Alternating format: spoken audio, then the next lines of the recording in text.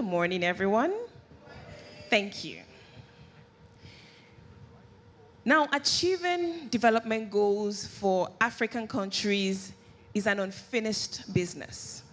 Now, whilst we know that the COVID-19 pandemic, climate change issues, economic disruptions, and governance challenges are not peculiar to Africa or even Nigeria, it has become pertinent now more than ever that organizations cannot afford to downplay the importance of ESG. Now, ESG is environmental, social, and governance principles. According to an Ivorian businessman, Tijan Thaim, he said, and I quote, "High-quality businesses that adhere to sound ESG practices will outperform those that do not." Good morning, distinguished ladies and gentlemen. My name is Mojibade Shosoya. I'm a professional compere and a television presenter, and it gives me great pleasure to welcome you all, our distinguished guests, to the 7th edition of the Breakfast Dialogue, organized and brought to you by Aspire Coronation Trust Foundation. A round of applause for them, please. Thank you. I mean, it's the 7th edition. The 7th edition. I thought the applause would be a bit louder. Thank you. Thank you for joining us. Thank you. Now, in the past, reaching millions of people across the world at the same time could be a challenge, but we have evolved. And today we have people joining us from different parts of the world virtually. We'd like to especially recognize them. They're joining us from various social media platforms, YouTube, Facebook, Instagram. We also have participants who are joining us via Zoom. To our very esteemed virtual audience, we say a very warm welcome to you. Thank you for joining us. We promise to give you an all-inclusive experience today. So first, let's start by introducing yourselves via the chat platform or whatever platform you're joining from. So use the chat feature of Zoom, of YouTube, of Facebook, and of Instagram to introduce yourself, the organization you're representing, and let's read from you. We are eager to read from you. Now, we talk about sustainability a lot, and you know that ACT Foundation is big on sustainability. So today, we will not be giving you physical brochures. We have QR codes by the pillars all over the auditorium. So if you look to your left and to your right, you'll see the QR code. If you'd like to have a copy of the brochure, which I advise that you do, please scan the QR code, and you would have access to the event brochure for today. According to Howard Zinn, we don't have to engage in grand heroic actions to participate in change. Small acts, when multiplied by millions of people, can truly transform the world. Now, in case you're wondering, what is ACT Foundation all about? Let me give you a sneak peek into what we are about in ACT Foundation. We are a grant-making organization established in 2016 to support local and regional nonprofit organizations working to address challenges and associated vulnerabilities across the African continent. Now, if you came in earlier, there were videos playing that talked about the work that we have done and the significant impact that we are making in Africa. So it's a good time to be alive, it's a good time to be here, and it's a good time to be a part of this lovely foundation making significant and ripple effect changes all across Africa. One more time, let me ask that we applaud ACT Foundation for the fantastic work that they are doing. Thank you. Now, ACT Foundation is laying the foundation to support sustainable, high-impact initiatives across the continent in 4 major areas: in health, entrepreneurship, environment, and of course, leadership. It has been 7 years of ominous significance, of prodigious achievement, 7 years of making impact and touching lives across African communities. And at Aspire Coronation Trust, we strive to create possibilities for innovatively addressing problems more efficiently and sustainably. Therefore, the theme for this year's Breakfast Dialogue is not only topical, but highly pertinent. And our theme is Advancing Sustainable Development in Africa, the role of environmental, social, and governance strategies in creating impact. Our goal today is to facilitate discussions and knowledge sharing among our leaders here today from the public, private, and social sectors. We aim to shed light on the remarkable opportunities that economic, social, and governance principles offer to organizations and their transformative influence on Africa's economy. Our primary focus will revolve around the pivotal role African organizations can play in promoting sustainable development. We will explore the effective implementation of ESG practices and how they can significantly contribute to the realization of this goal. Now, just like the quote I read from the Ivorian businessman, which says, and I'm quoting again, that high-quality businesses that adhere to sound ESG practices will outperform those that do not. So today is indeed a good day as we'll be getting on a key conversation. But just before we officially set the ball rolling, I'd like to introduce and recognize some of our special guests who are in the room. I mean, some are not, but I recognize them in absentia. I'd like to recognize the chairman of the board of ACT Foundation, who is also the managing director of Yinka Folawiyo Group, Mr. Tunde Folawiyo. A round of applause for him. Thank you. I'd like to recognize the honorary chairperson of the Global Alliance for Affordable Internet, who is a board member of ACT Foundation, Mrs. Omobola Johnson. A round of applause for her, please. Thank you. I'd also like to recognize the founder and managing director of JNC International Limited. Please give a round of applause to Mrs. Claire Omaseye. Thank you. I'd also like to recognize the board member, the Deputy Managing Director of Retail North Access Bank PLC, Mr. Victor Itoku. A round of applause for him. Thank you. We'd like to sincerely appreciate all our partners. I mean, you know what ACT Foundation is about now that I've told you. We do have partners who make things happen for us. We'd like to especially appreciate the team from our major supporter, Access Bank PLC. Thank you for your presence here. If we have any representatives, thank you. And thank you for your invaluable support of all that we do here at ACT Foundation. Alongside Access Bank, we have other partners for today's event, which include Aliko Dangote Foundation. When I call them, please give them a round of applause. Thank you. Aliko Dangote Foundation, Ishq Tolerant Foundation. Keep the applause coming. Thank you. Thistle Praxis Consulting, R&R Luxury, Veraki, and Chi Limited. Thank you. We say a special thank you today. Thank you for making this event possible. We'd like to especially welcome some of our speakers for today, especially our distinguished keynote speaker, Mrs. Oyeyimika Adeboye. A warm round of applause for her. She serves as the Cluster Director, West Africa Mondelez International. Thank you for taking our time to be here with us today. We are truly delighted and honored by your presence. Thank you.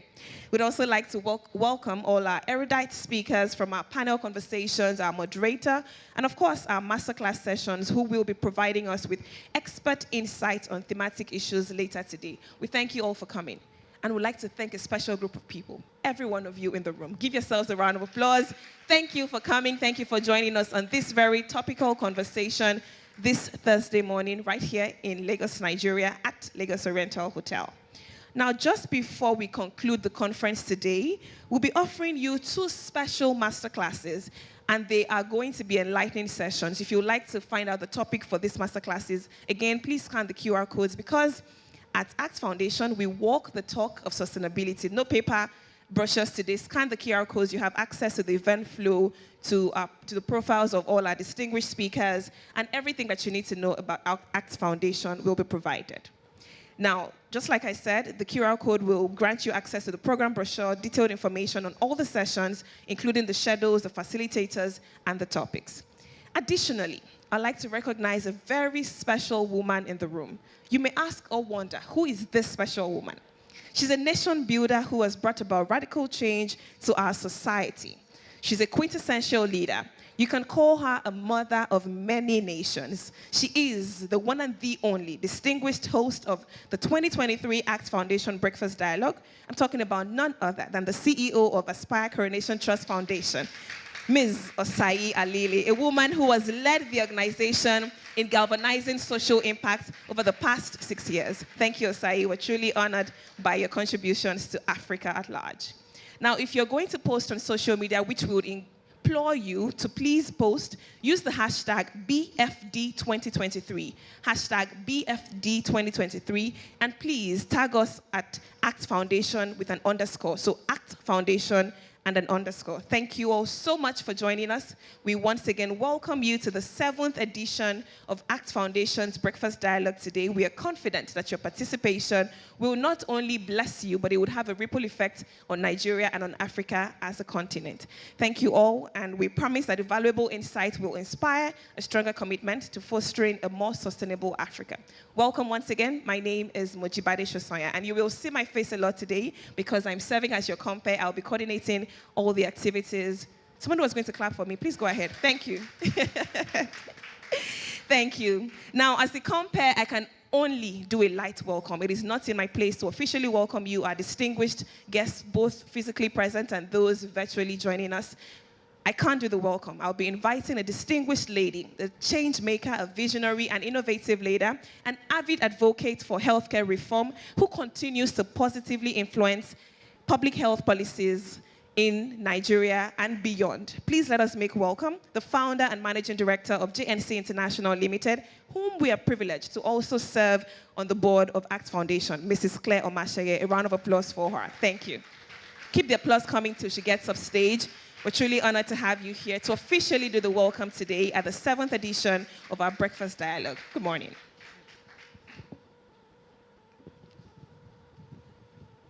Thank you very much.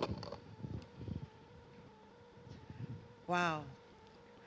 Our distinguished speakers, our keynote speaker and panelists here present, eminent representatives of government, our formidable partners in both private and social sectors, gentlemen and ladies of the press, ladies and gentlemen, it gives me great pleasure to be here on behalf of the chairman of ACT Foundation to welcome you to this very special occasion of the annual ACT Foundation Breakfast Dialogue 2023 edition, as we deliberate on advancing sustainable development in Africa. It's always exciting and a great pleasure to gather like minds in every industry to discuss insights and actionable points to better increase the impact and form of society that we are proud of. To our consistent and loyal participants in the room and online over the last 6 years, we are truly in awe of your unwavering loyalty and support that we are giving you, and we especially thank you on this occasion. Can we please give them a round of applause? We also extend our warm welcome to those of you joining us for the very first time, and do hope to see you in other editions as we go along. As you heard from the compare, our organization, ACT Foundation, was established in 2017 and has proven its commitment to the African continent, surmounting several challenges to ensure that we promote measurable impact through sustainable programs that hinge on the 4 pillars of health, environment, entrepreneurship, and leadership. What keeps us moving constantly on our feet is the belief that our contributions to these core areas would greatly impact African communities and in turn alleviate major social, economic, and environmental challenges. ACT Foundation has grown in the last 6 years, partnering with 97 organizations to drive measurable impact in communities across the continent. Our work has reached 2.9 million people in over 811 communities, ladies and gentlemen. We are unwavering in our commitment to further drive and advance sustainable impact. In the coming years, we will redouble our efforts to collaborate with more organizations and to reach even more people.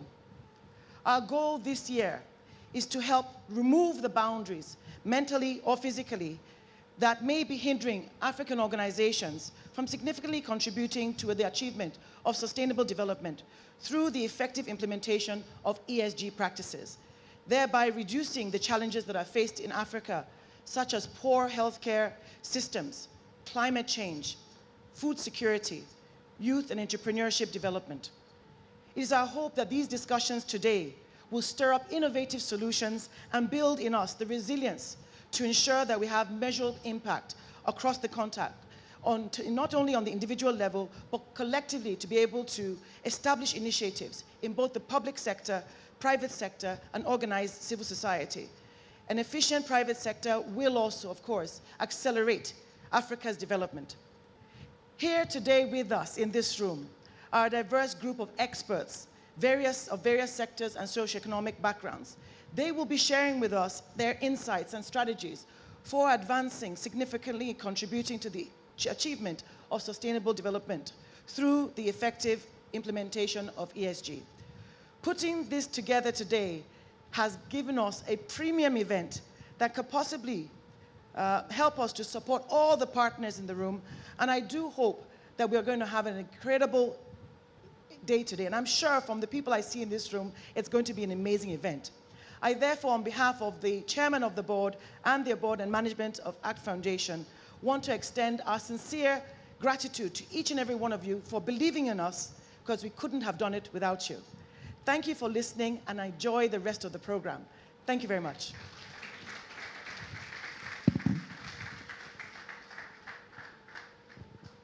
Thank you very much, Mrs. Omashe. Can we give her another round of applause, a befitting one? She has officially declared the breakfast dialogue open, and now we can get to the business of the day. Now, as we move on very quickly, we promise not to waste your time today because we value it. We'll be listening to a keynote address delivered by, in this part of the world, we like to say someone that needs no introduction. But I will introduce this person because more often than not, we learn from people's, stories. So I'll read her bio very quickly and I'll bring her up. Our keynote speaker commenced her journey with Cadbury Nigeria PLC in 2008, initially serving as the Finance and Strategy Director, and then assuming the role of Managing Director at Cadbury Nigeria PLC in 2019.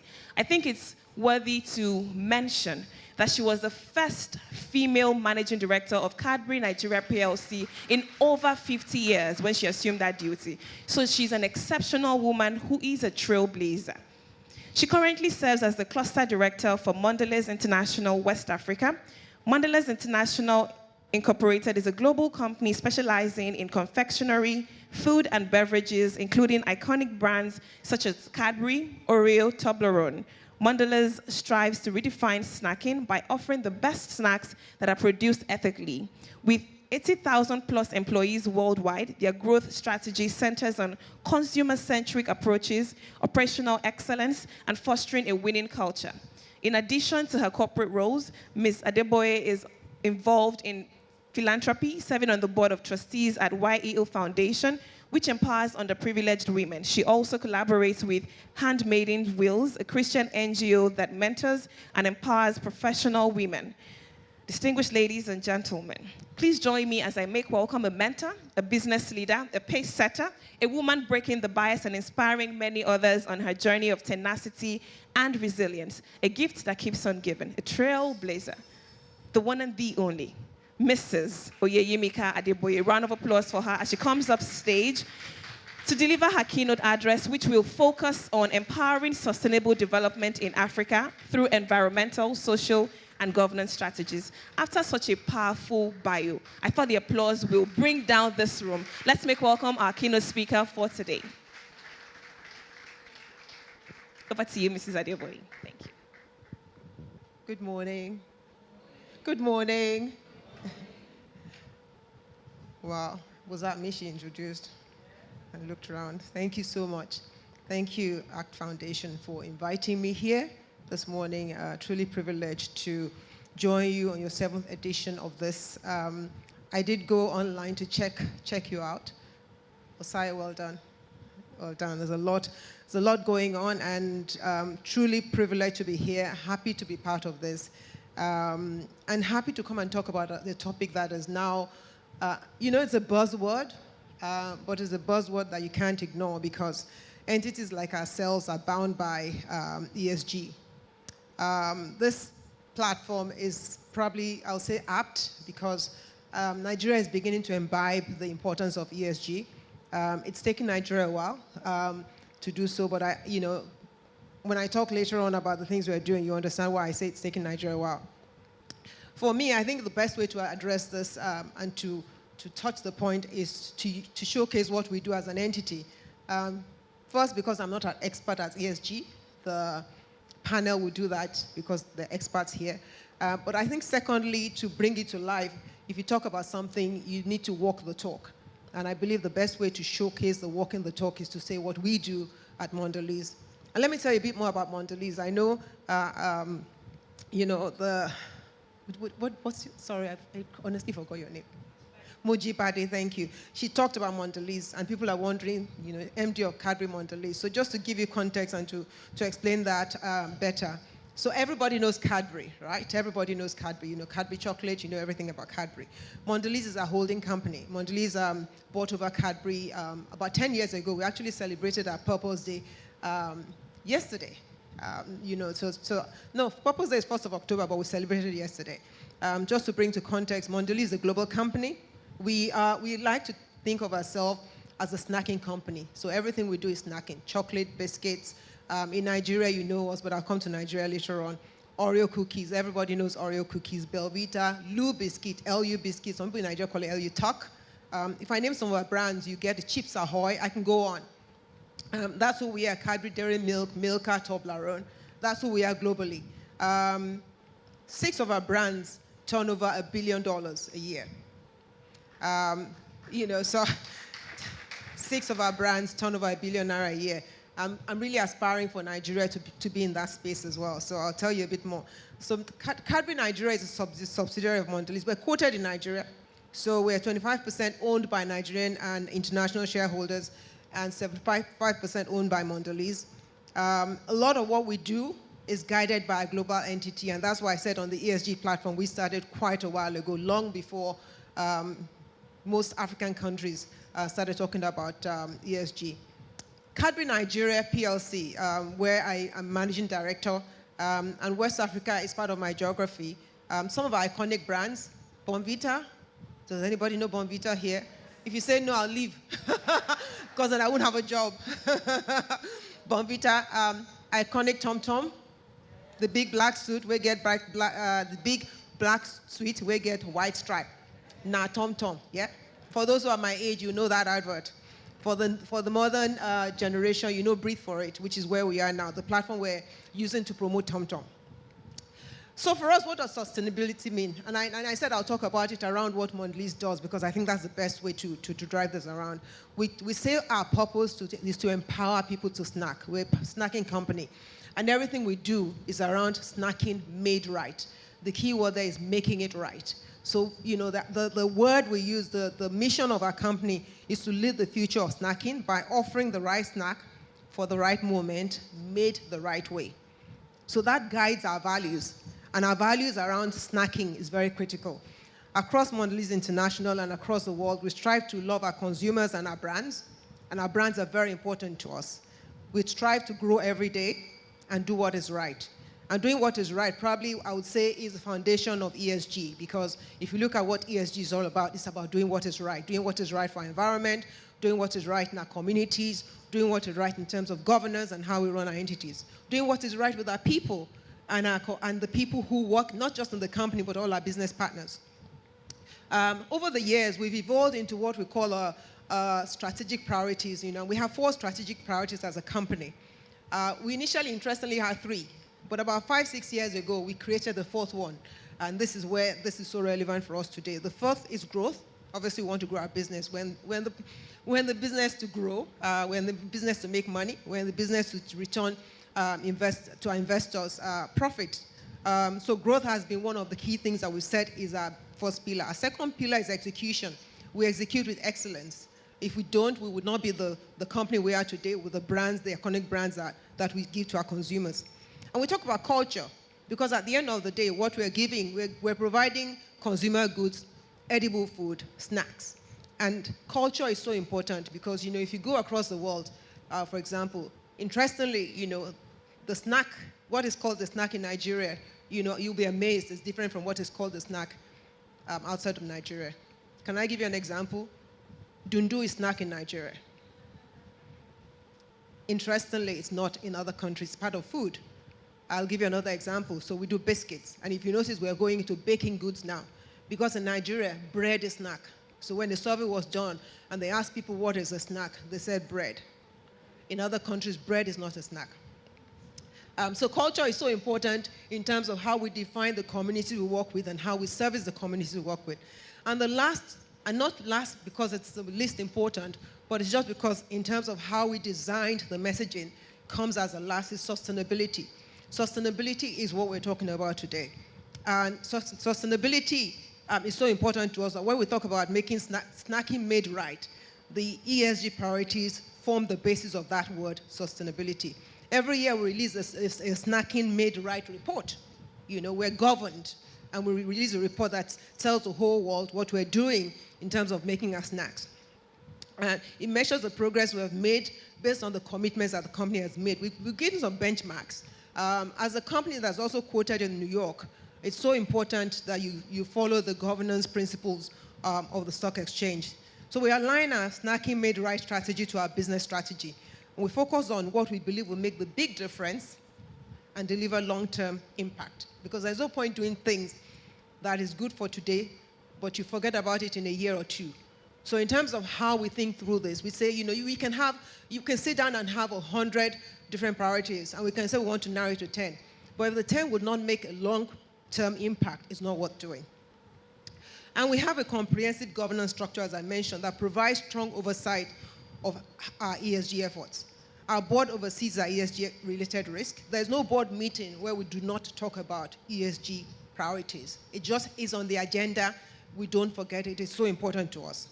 And we look at just making sure what's the progress we've made, how aligned is it still to our purpose?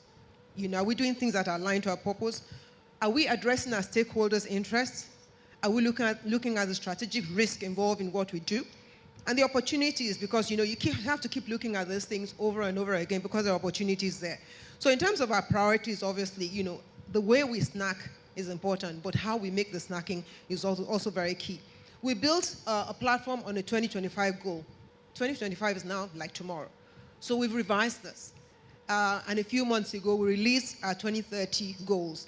And in releasing our 2030 goals, we also championed ourselves to say, we challenge ourselves rather to say, what are we expecting to be in 2050?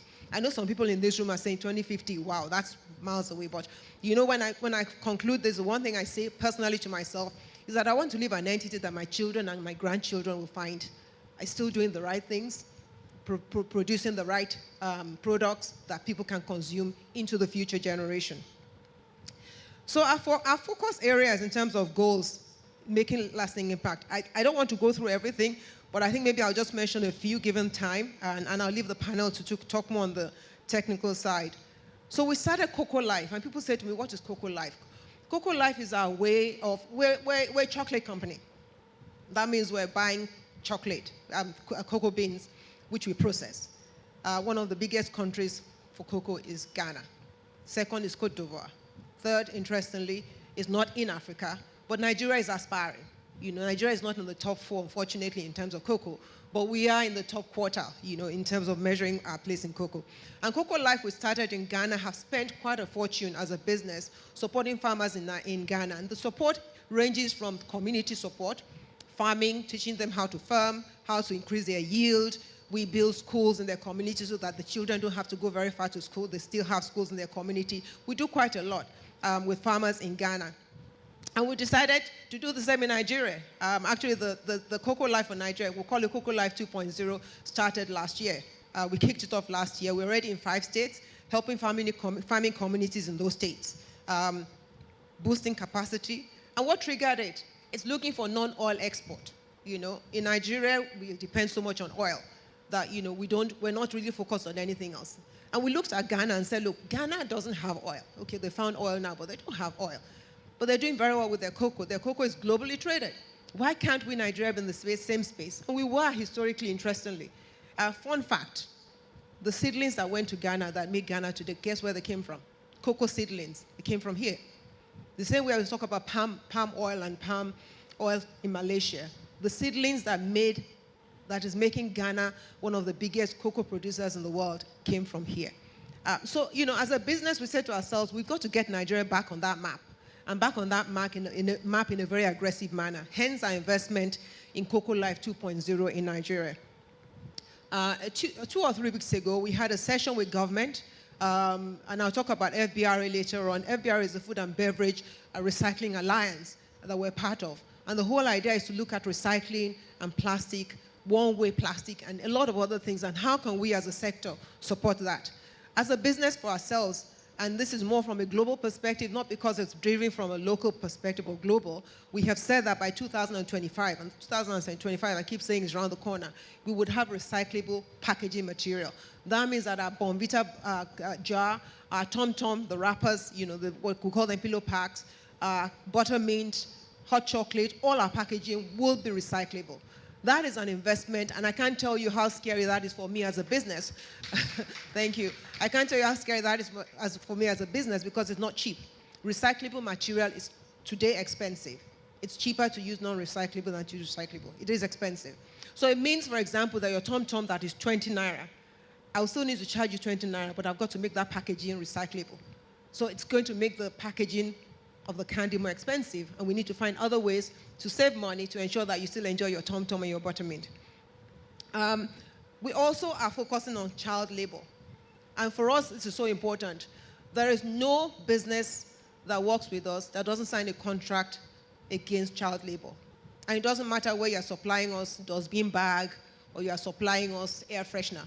You've got to sign the contract that says you do not use child labor to produce, and you would never work with an entity. So we also say, yes, you might be supplying us and you might be the only face we know, but there are people who are working with you, and while we cannot govern them because we don't know who they are and we don't know what they're doing, we need you to reassure us that they are not engaged in child labor. This is so important to us as a business because, particularly as you work in Africa, child labor has become something that we just think it is normal. Well, the child can't go to school, working with their parents on the farm, it's okay. So even in our farms, we don't allow our farmers to use their children in the farms, which is why we build schools in the farming community. We tell them it is not what children are supposed to do.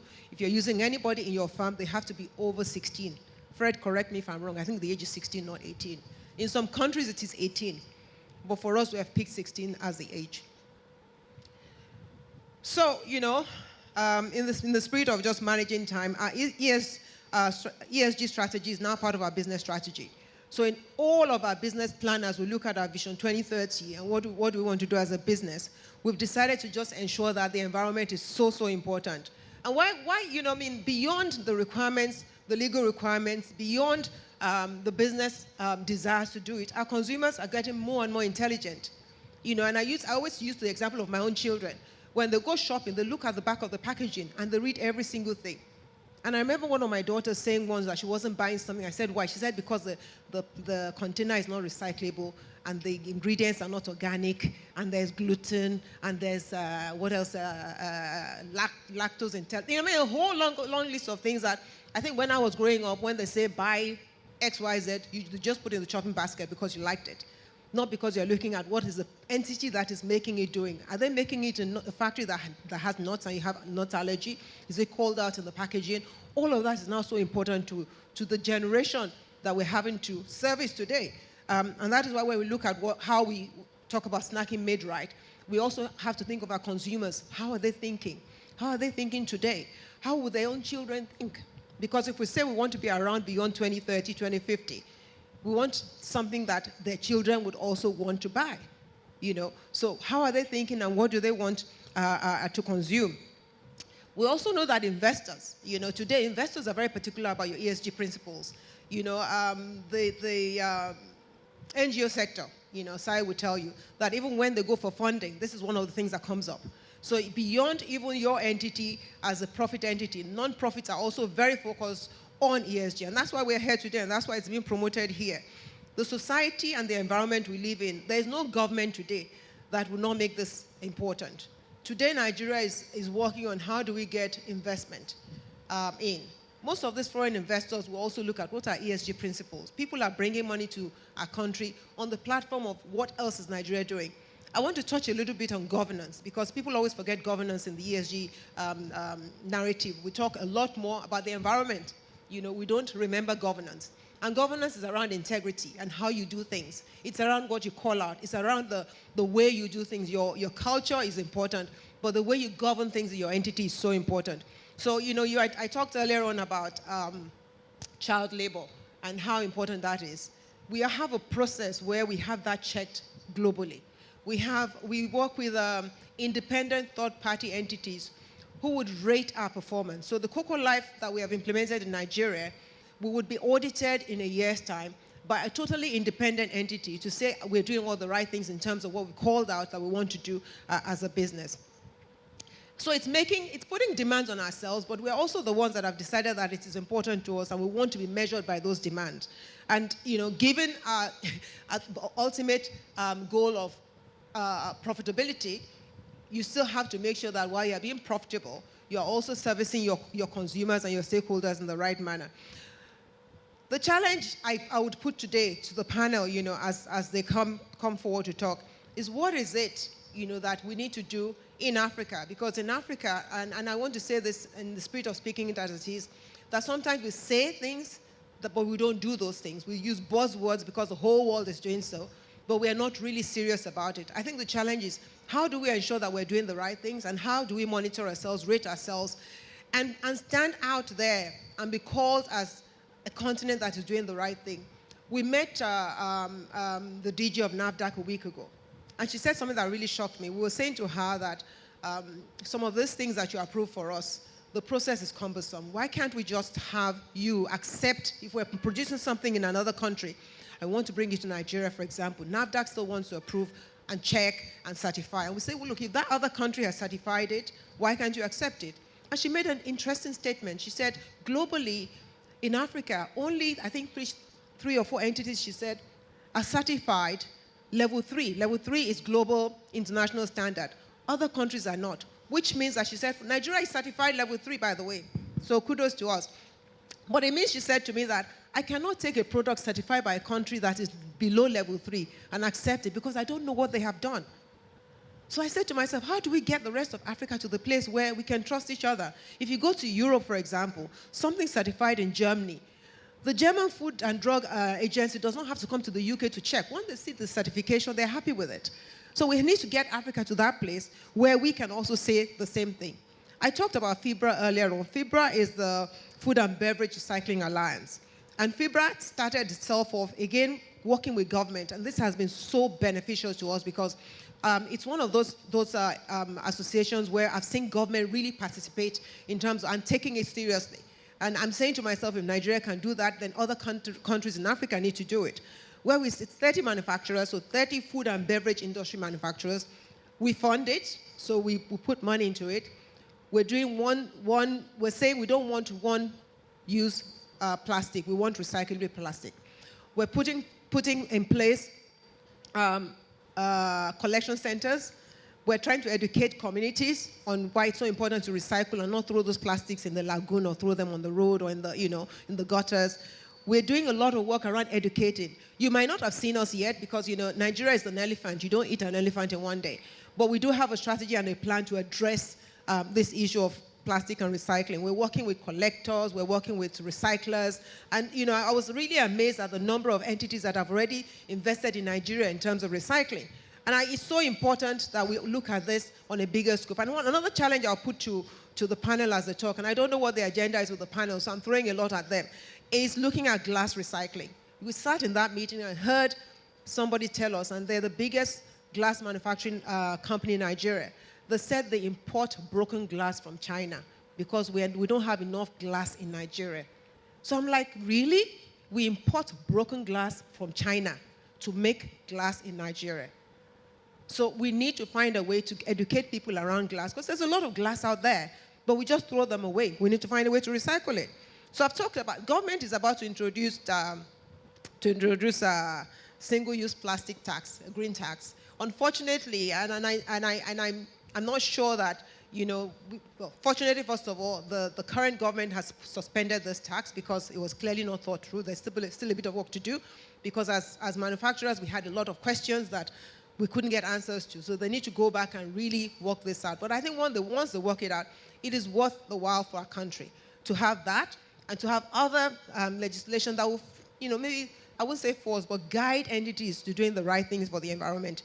For me, like I said, I want an entity and a nation that my children, grandchildren, and great-grandchildren will enjoy. I'm thankful that my parents have done probably the right things to get Nigeria to where it is today, but I think it is really up to us as individuals and as entities to begin to look at all those measures that would ensure that we leave a legacy for our children and generations to come. Thank you.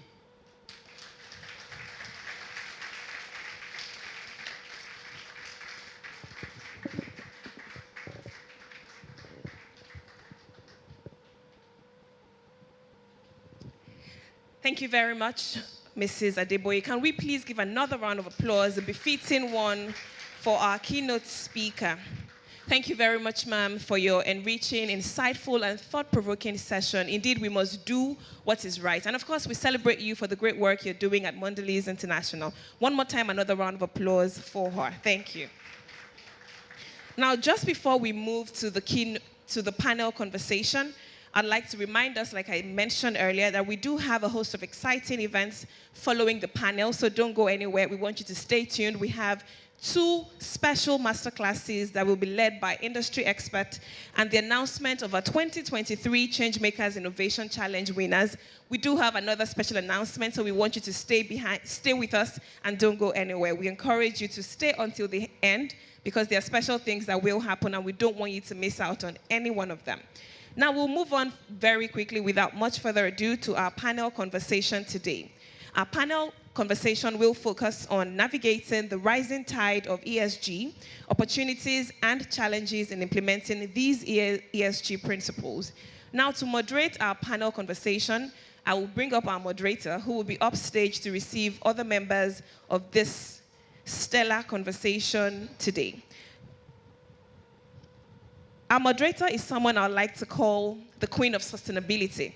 She is a paragon of sustainable practices, and she does have several accolades to her name. I will reel out some, and then I'll bring her up. So you understand that our moderator is a round peg in a round hole. So who better to moderate this conversation than the most outstanding sustainability practitioner in Africa in 2017, the Sustainability Enterprise and Responsibility Awards recipient, someone under whose leadership Access Bank has received several sustainability awards. Please let's make welcome the Unit Head Sustainability at Access Bank, Omobolanle Victor Lanignon. She will moderate this panel conversation and she will be upstage to receive other members of her panel very shortly. I'd also like to bring up very quickly and in no particular order, the panelists for this conversation. Please make them welcome with a warm round of applause as I bring them up. Dr. Eugene Itua, the CEO, Natural Eco Capital. She's joining us here. Please give her a round of applause as he comes up stage. Beg your pardon. We have Dr. Tiwalade Adeniyi, the Group Head Sustainability and Strategy, FMDQ Group. A round of applause for Dr. Adeniyi. Mudrakat Alabi McFoy, Sustainability, Social Impact, and ESG Professional at Loma. A round of applause for her, please. The other 2 panelists will be joining us virtually, but we'll still give them a warm round of applause. Professor Kenneth Ameshi, Professor of Sustainable Finance at the European University Institute in Florence, Italy. A round of applause, please.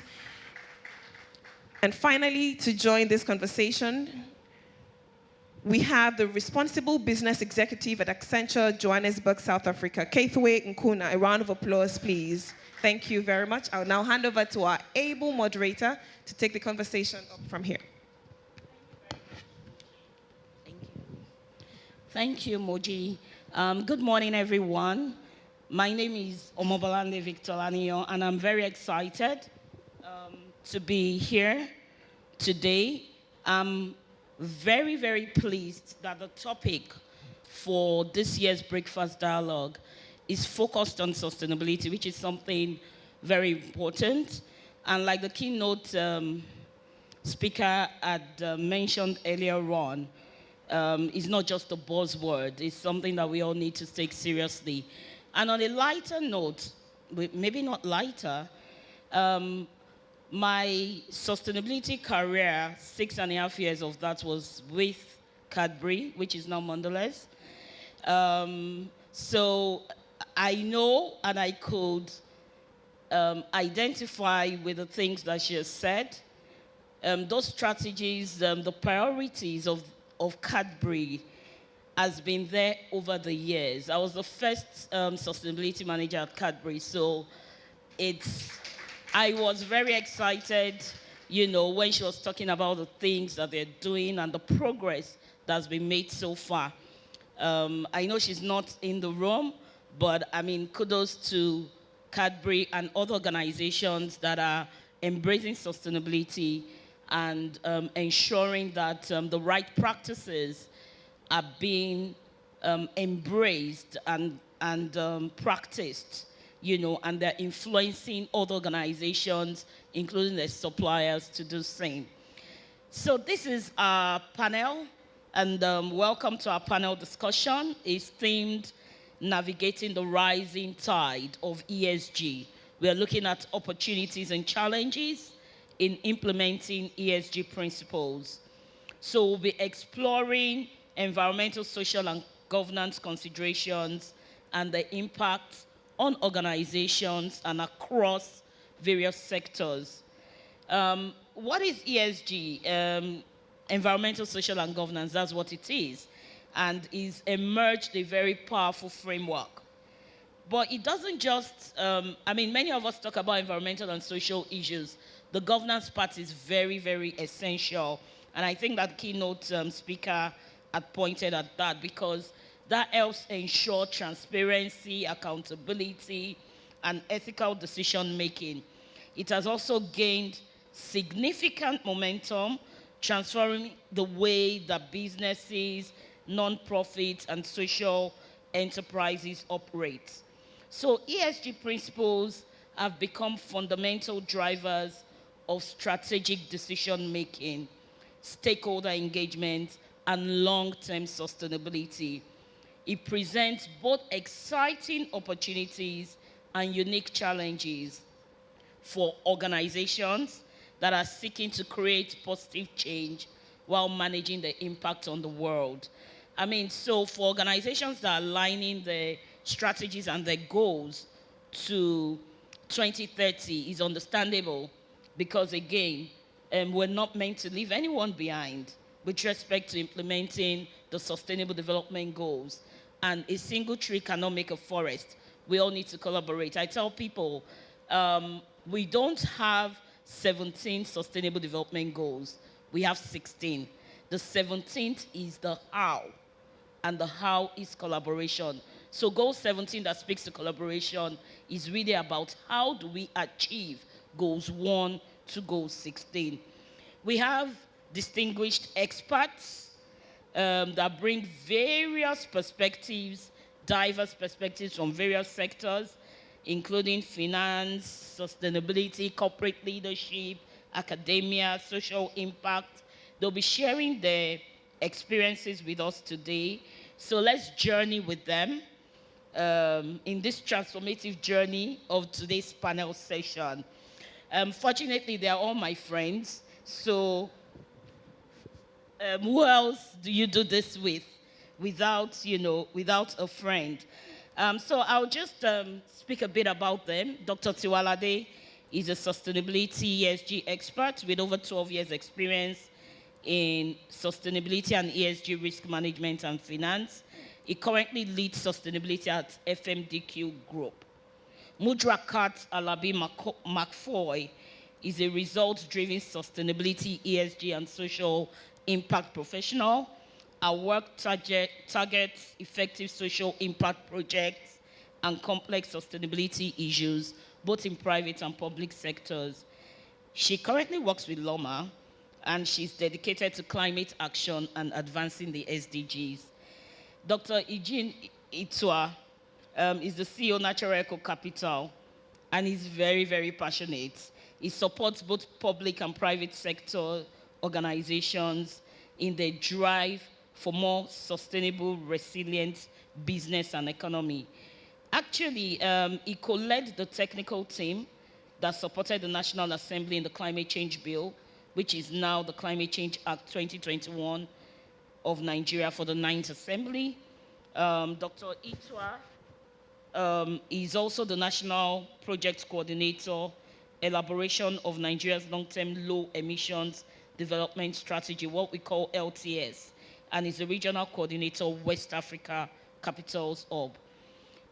Another good friend of hers is a professor of sustainable finance at European University Institute in Italy, and the chair in business and sustainable development and director of scaling business in Africa at the University of Edinburgh, UK.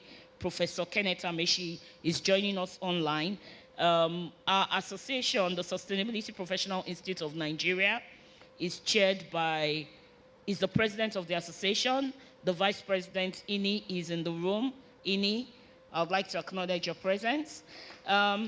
He's also currently the Chief Economic Advisor to the Imo State government, where he's pioneering the One Kindred, One Business initiative, known as Okobi, for local economic empowerment and development. I also have someone who is not a Nigerian, Kathy Way. She's a responsible business executive at Accenture in Africa. And she has over 19 years experience in transformation, corporate social investment, marketing, inclusion and diversity, public relations and brand management. So I will introduce the panel. I would like us to go to our very first set of questions. ESG has evolved from a niche concept to a mainstream factor influencing business decisions around the world. And we wonder, why is there an increasing focus on ESG? And what bearing does this have on sustainable development, especially in Africa? Dr. Itua. Thank you very much. Just to quickly also add that for Cadbury Nigeria Limited and PLC now, when Dr. Shueli was there, that was when we started working for Cadbury. And we're preparing environmental reports. Till date, we still do that. And just to demonstrate that Nigerians, and indeed the organizations we have here, have been at the forefront of some of these things.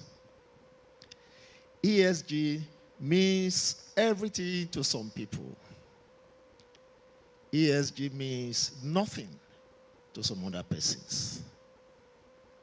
And when you talk about ESG, good enough it's been defined, you've defined it. You look at the factors that are embedded in ESG. I want to pick an information from what the keynote speaker had said. The long-term aspect of whatever it is that we're doing today. ESG does not look at long-term aspects. No. ESG looks at what impacts me, what impacts my investment, what impacts my value. Could we call that in outside impact? Now, you also have the other aspect of it, that today we are now looking at, how do we impact the environment? How do we impact the people? We are now taking it from the normal ESG aspect to ESG impact. Because we're now reining in the other element that looks at the long-term aspect that she spoke about. But for us to be able to demonstrate that, yes, we're bringing everything in. Quickly, sustainability, that is what we're talking about now. We have now known that is a business disruptor, is a business differentiator. If we understand it from that angle, there are elements to getting all the other SDGs into whatever it is that we're doing. I will just stop like that. Thank you, Dr. Itua. Can I have Professor Ameshi, if you people will permit me to stand here so I can see my panelists that are joining virtually. So can I have Professor Ameshi, please? Why is there an increasing focus on ESG, and what bearing does this have on sustainable development? Okay, thank you very much, Mobolanle, and good morning, everyone. I think I can see Professor Chris Obeche there. I send my regards. He's one of my mentors. And I also see my colleague Simi and others. So it's a pleasure to be here. And to your question, ESG is a very interesting concept with a very interesting background as well. But one of the ways I want to, one of the points I want to make is that there are many acronyms out there for describing the same thing. So ESG is what financial markets like. because it tends to be quite specific on environment, social, and governance issues. But if you go to another sector or professional practice, you may find that they lack maybe sustainability. And you go to others, they talk about circular economy. And some stay stuck with the traditional corporate social responsibility or corporate citizenship. So as far as I'm concerned, these things speak to the same issues if we focus on impact. Dr. Eugene talked about impact. And one way I like to see sustainability, broadly speaking, is about managing negative impacts and positive impacts. Irrespective of how we look at it, the quest for sustainable development is a quest to reduce our negative impacts on society and the environment and increase our positive impacts on both society and the environment. So for me, that is the common denominator, whether you call it ESG, circular economy, blue economy, whatever you call it, it still boils down to that same fundamental issue.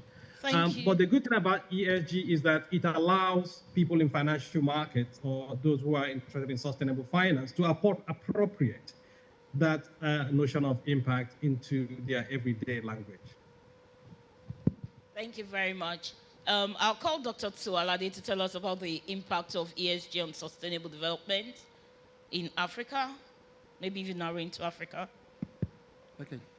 Is this on? Okay. Yes, so the impact in Africa and really why it has been growing, mainly it's been because of our drive towards sustainable development. And I know it will sound like, oh yeah, we've mentioned why is it leading to sustainable development. But I think that has been one of the reasons why there's been a drive. And what exactly is going to bring about the sustainable development? Funding. And just as Professor Amechi has said, yes, we in financial institutions and financial markets, we like to just see the ESG and see the numbers.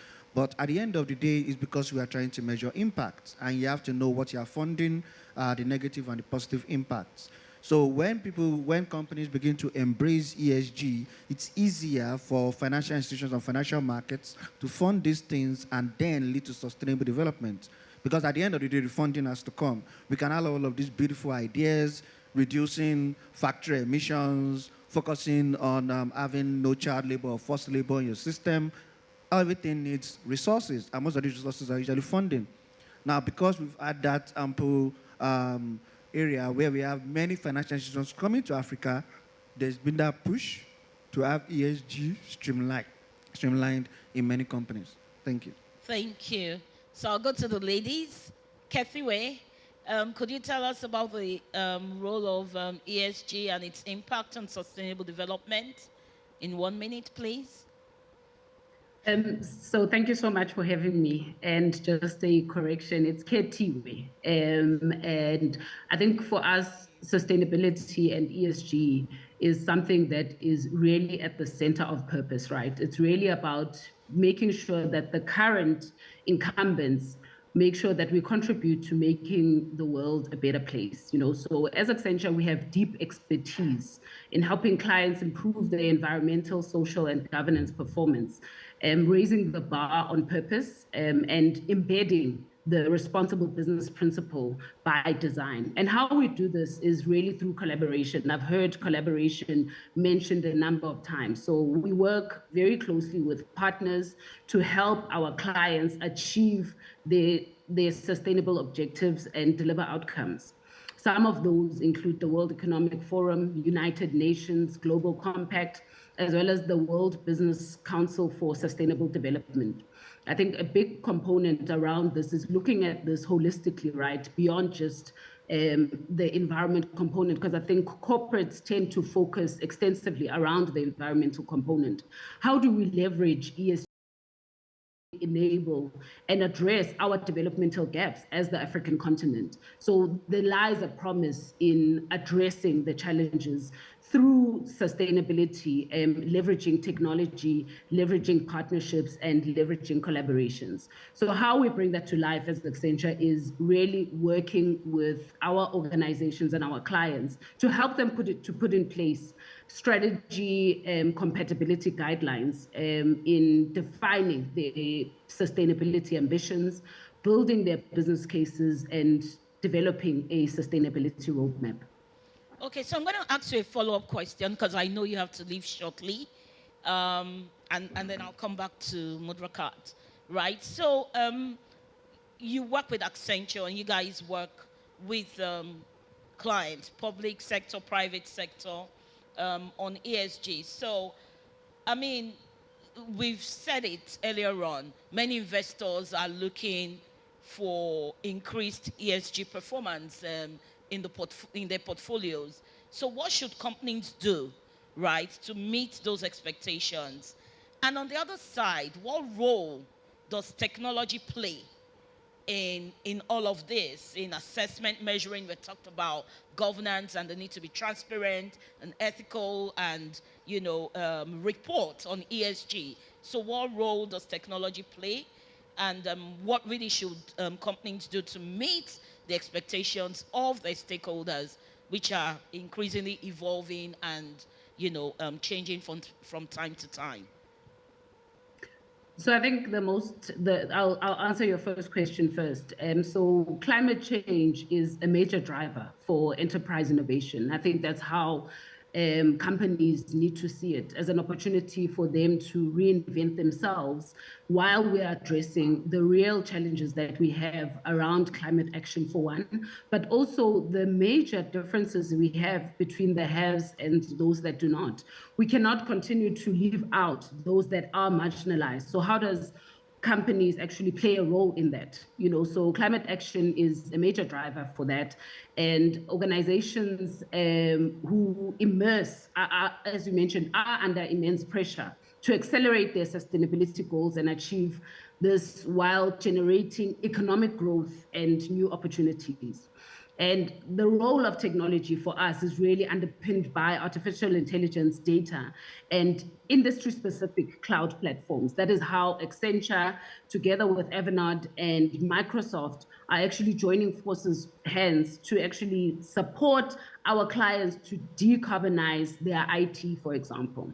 How do we make sure that we are making the progress towards net zero, leveraging technology, leveraging the different technologies that are really going to be enabling us for us to make the relevant progress?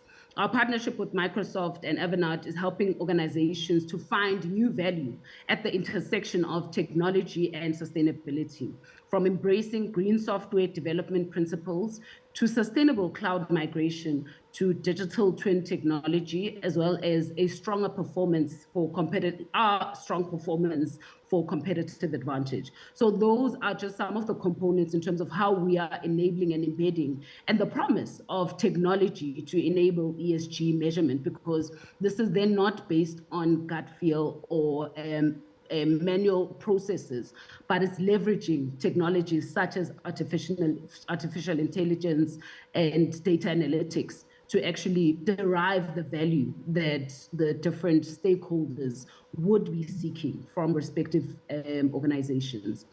A last point that I'd like to make is an example of just how we are currently actually building a framework around measuring social impact, which is the S in the ESG. I think, as I mentioned earlier on, there's a strong focus around the E, but how do we make sure that the CSR programs of different companies do actually yield impact? And it's not just about checkbook charity and just throwing money at the problem. How do we make sure that through collaboration, organizations work with different government entities to truly address the social problems that we have, whether it's education, whether it's food security? How do we leverage agricultural technologies to make sure that we are deriving this impact on the ground in our communities so that we do leave the next generation that much better off?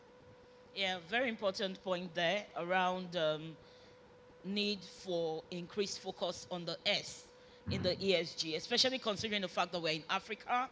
I mean, yes, I know climate change is an important issue. The environmental issues are important. But, I mean, go to the everyday man who has not eaten a meal. He doesn't understand the concept of climate change. So we need to, I mean, the S factors are extremely, extremely important.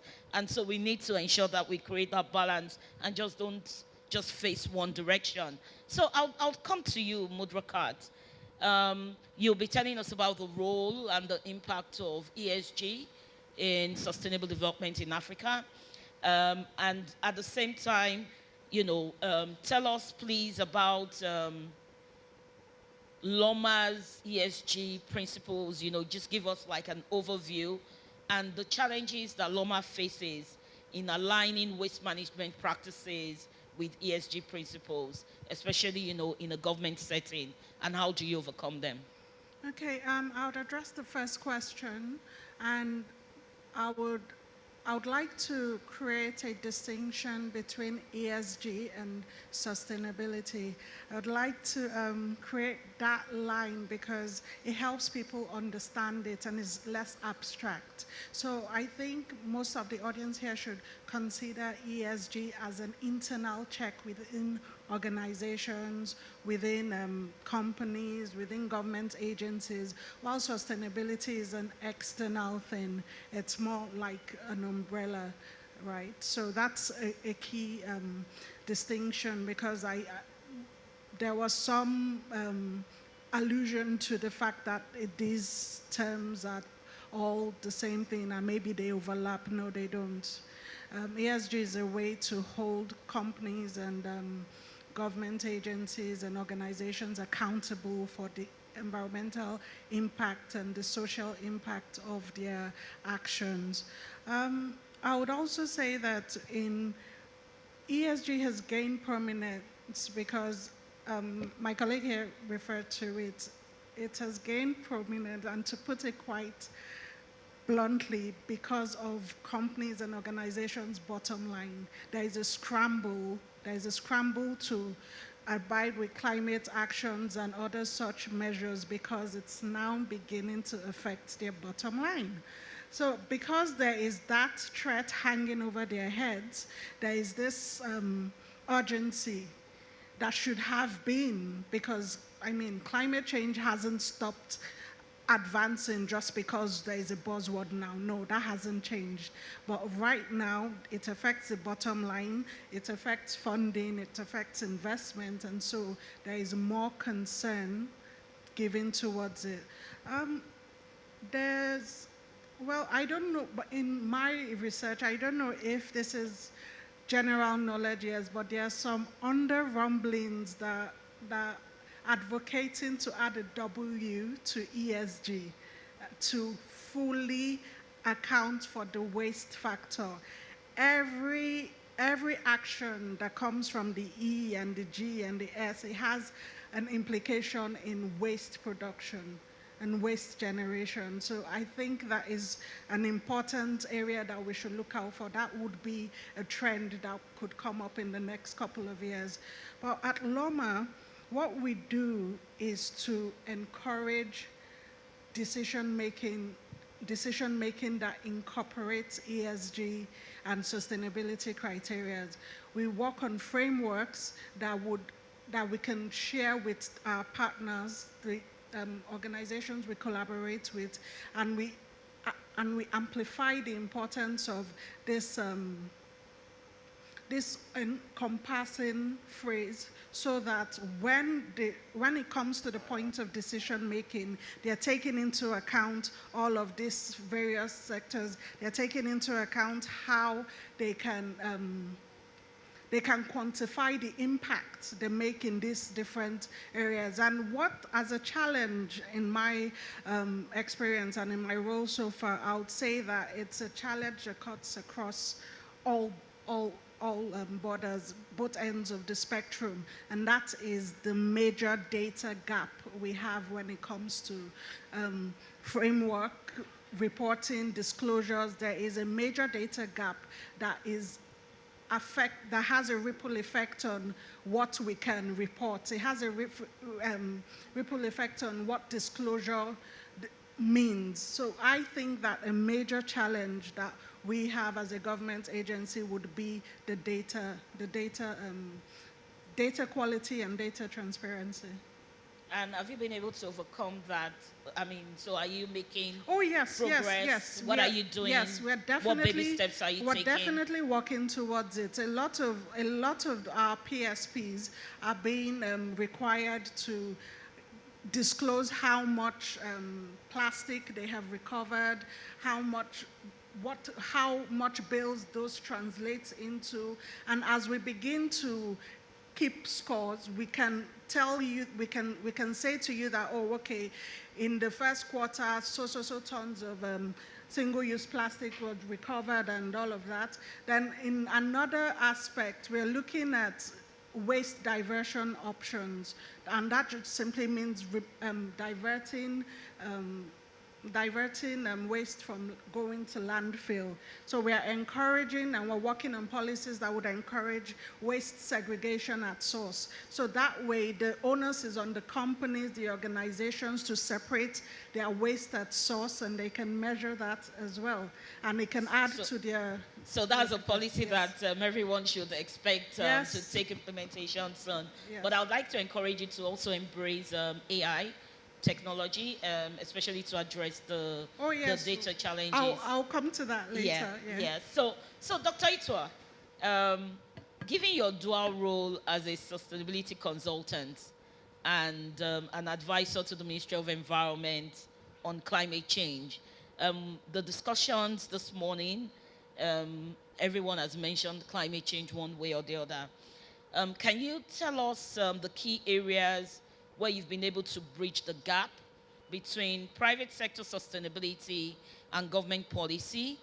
And another aspect to that is, if you can share examples, it would help, of, the ESG initiatives that you've advised on for the Ministry of Environment, particularly in context of climate change mitigation and adaptation.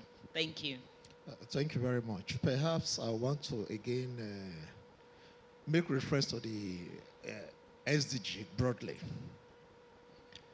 We now have what we call SDG impact standards. SDG impact standards assist in measuring the performance of organizations. And what does that connote? A number of us brandish what we're doing. Oh, we've supported 100 women. We've done this, we've done that. And we're talking about all of that, but how do you measure the impact? And so UNDP has developed that standard for measuring the performances of businesses. And so we can check that out. I'm a trainer, a certified trainer on that. And now we're supporting private organizations so that they can indeed hone on whatever it is that they're doing and create that impact and make it part of their business processes. Like we have said earlier, when it comes to issues of competitiveness, sustainability has now become a differentiator. I also want to just, earlier in you reading my introduction, you had talked about the art, the climate change art. At the 8th Assembly, I had led a technical team that developed the climate change bill, which was not signed on 3 accounts. Of course, I have that circular. But good enough, at the 9th Assembly, it was signed, and so we now have a climate change law. And that climate change law has set out rules for the public sector, for every stakeholder, simply put. But for businesses, if you have at least 50 staff, you have a role to play.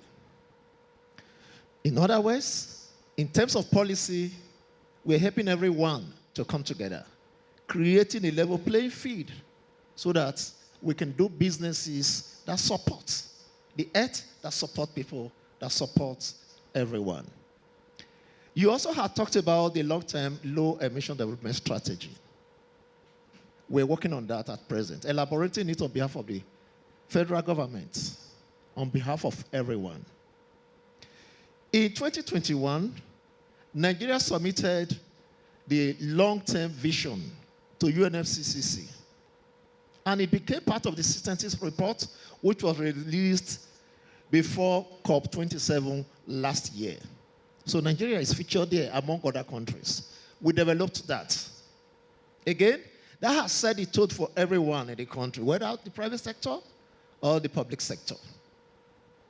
And interestingly, one other thing that we have done is to support the government in preparing as part of the what you might call BUR, Biannual Update Reports.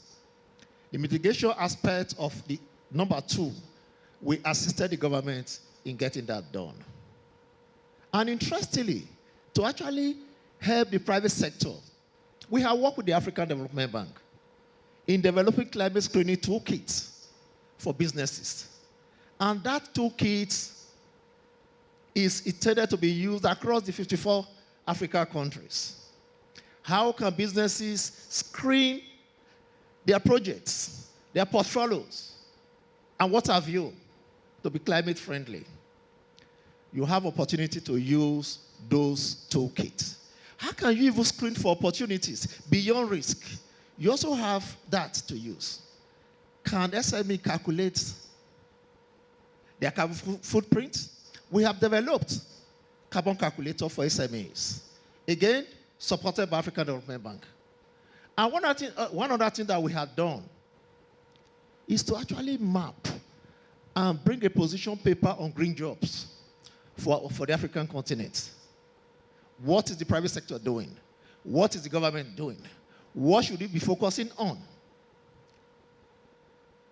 How do we ensure the green transition we're talking about, just transition, we actually abide by the principle?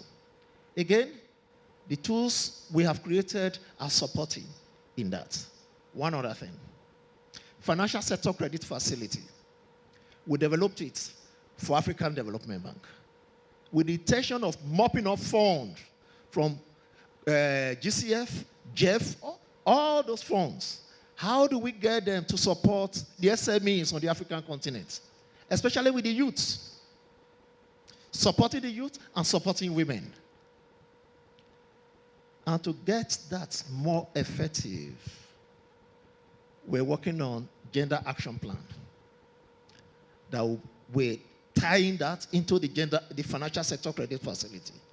So a whole lot to ensure that, yes, the private sector is able to make the rubber hit the road.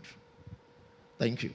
Okay, thank you, Dr. Itwa. I'm going to move on to Dr. Tiwalade, but before I do that, I'm going to make, like I usually would do, put you on the spot, put you in a tight corner on behalf of the SMEs that are in the room and the NGOs, and make a request of you to offer, in partnership with ACT Foundation, free training on the SDG impact.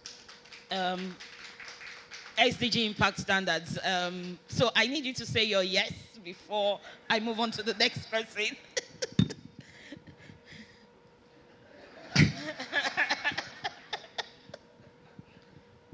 We've done this before. We create awareness, we build capacity.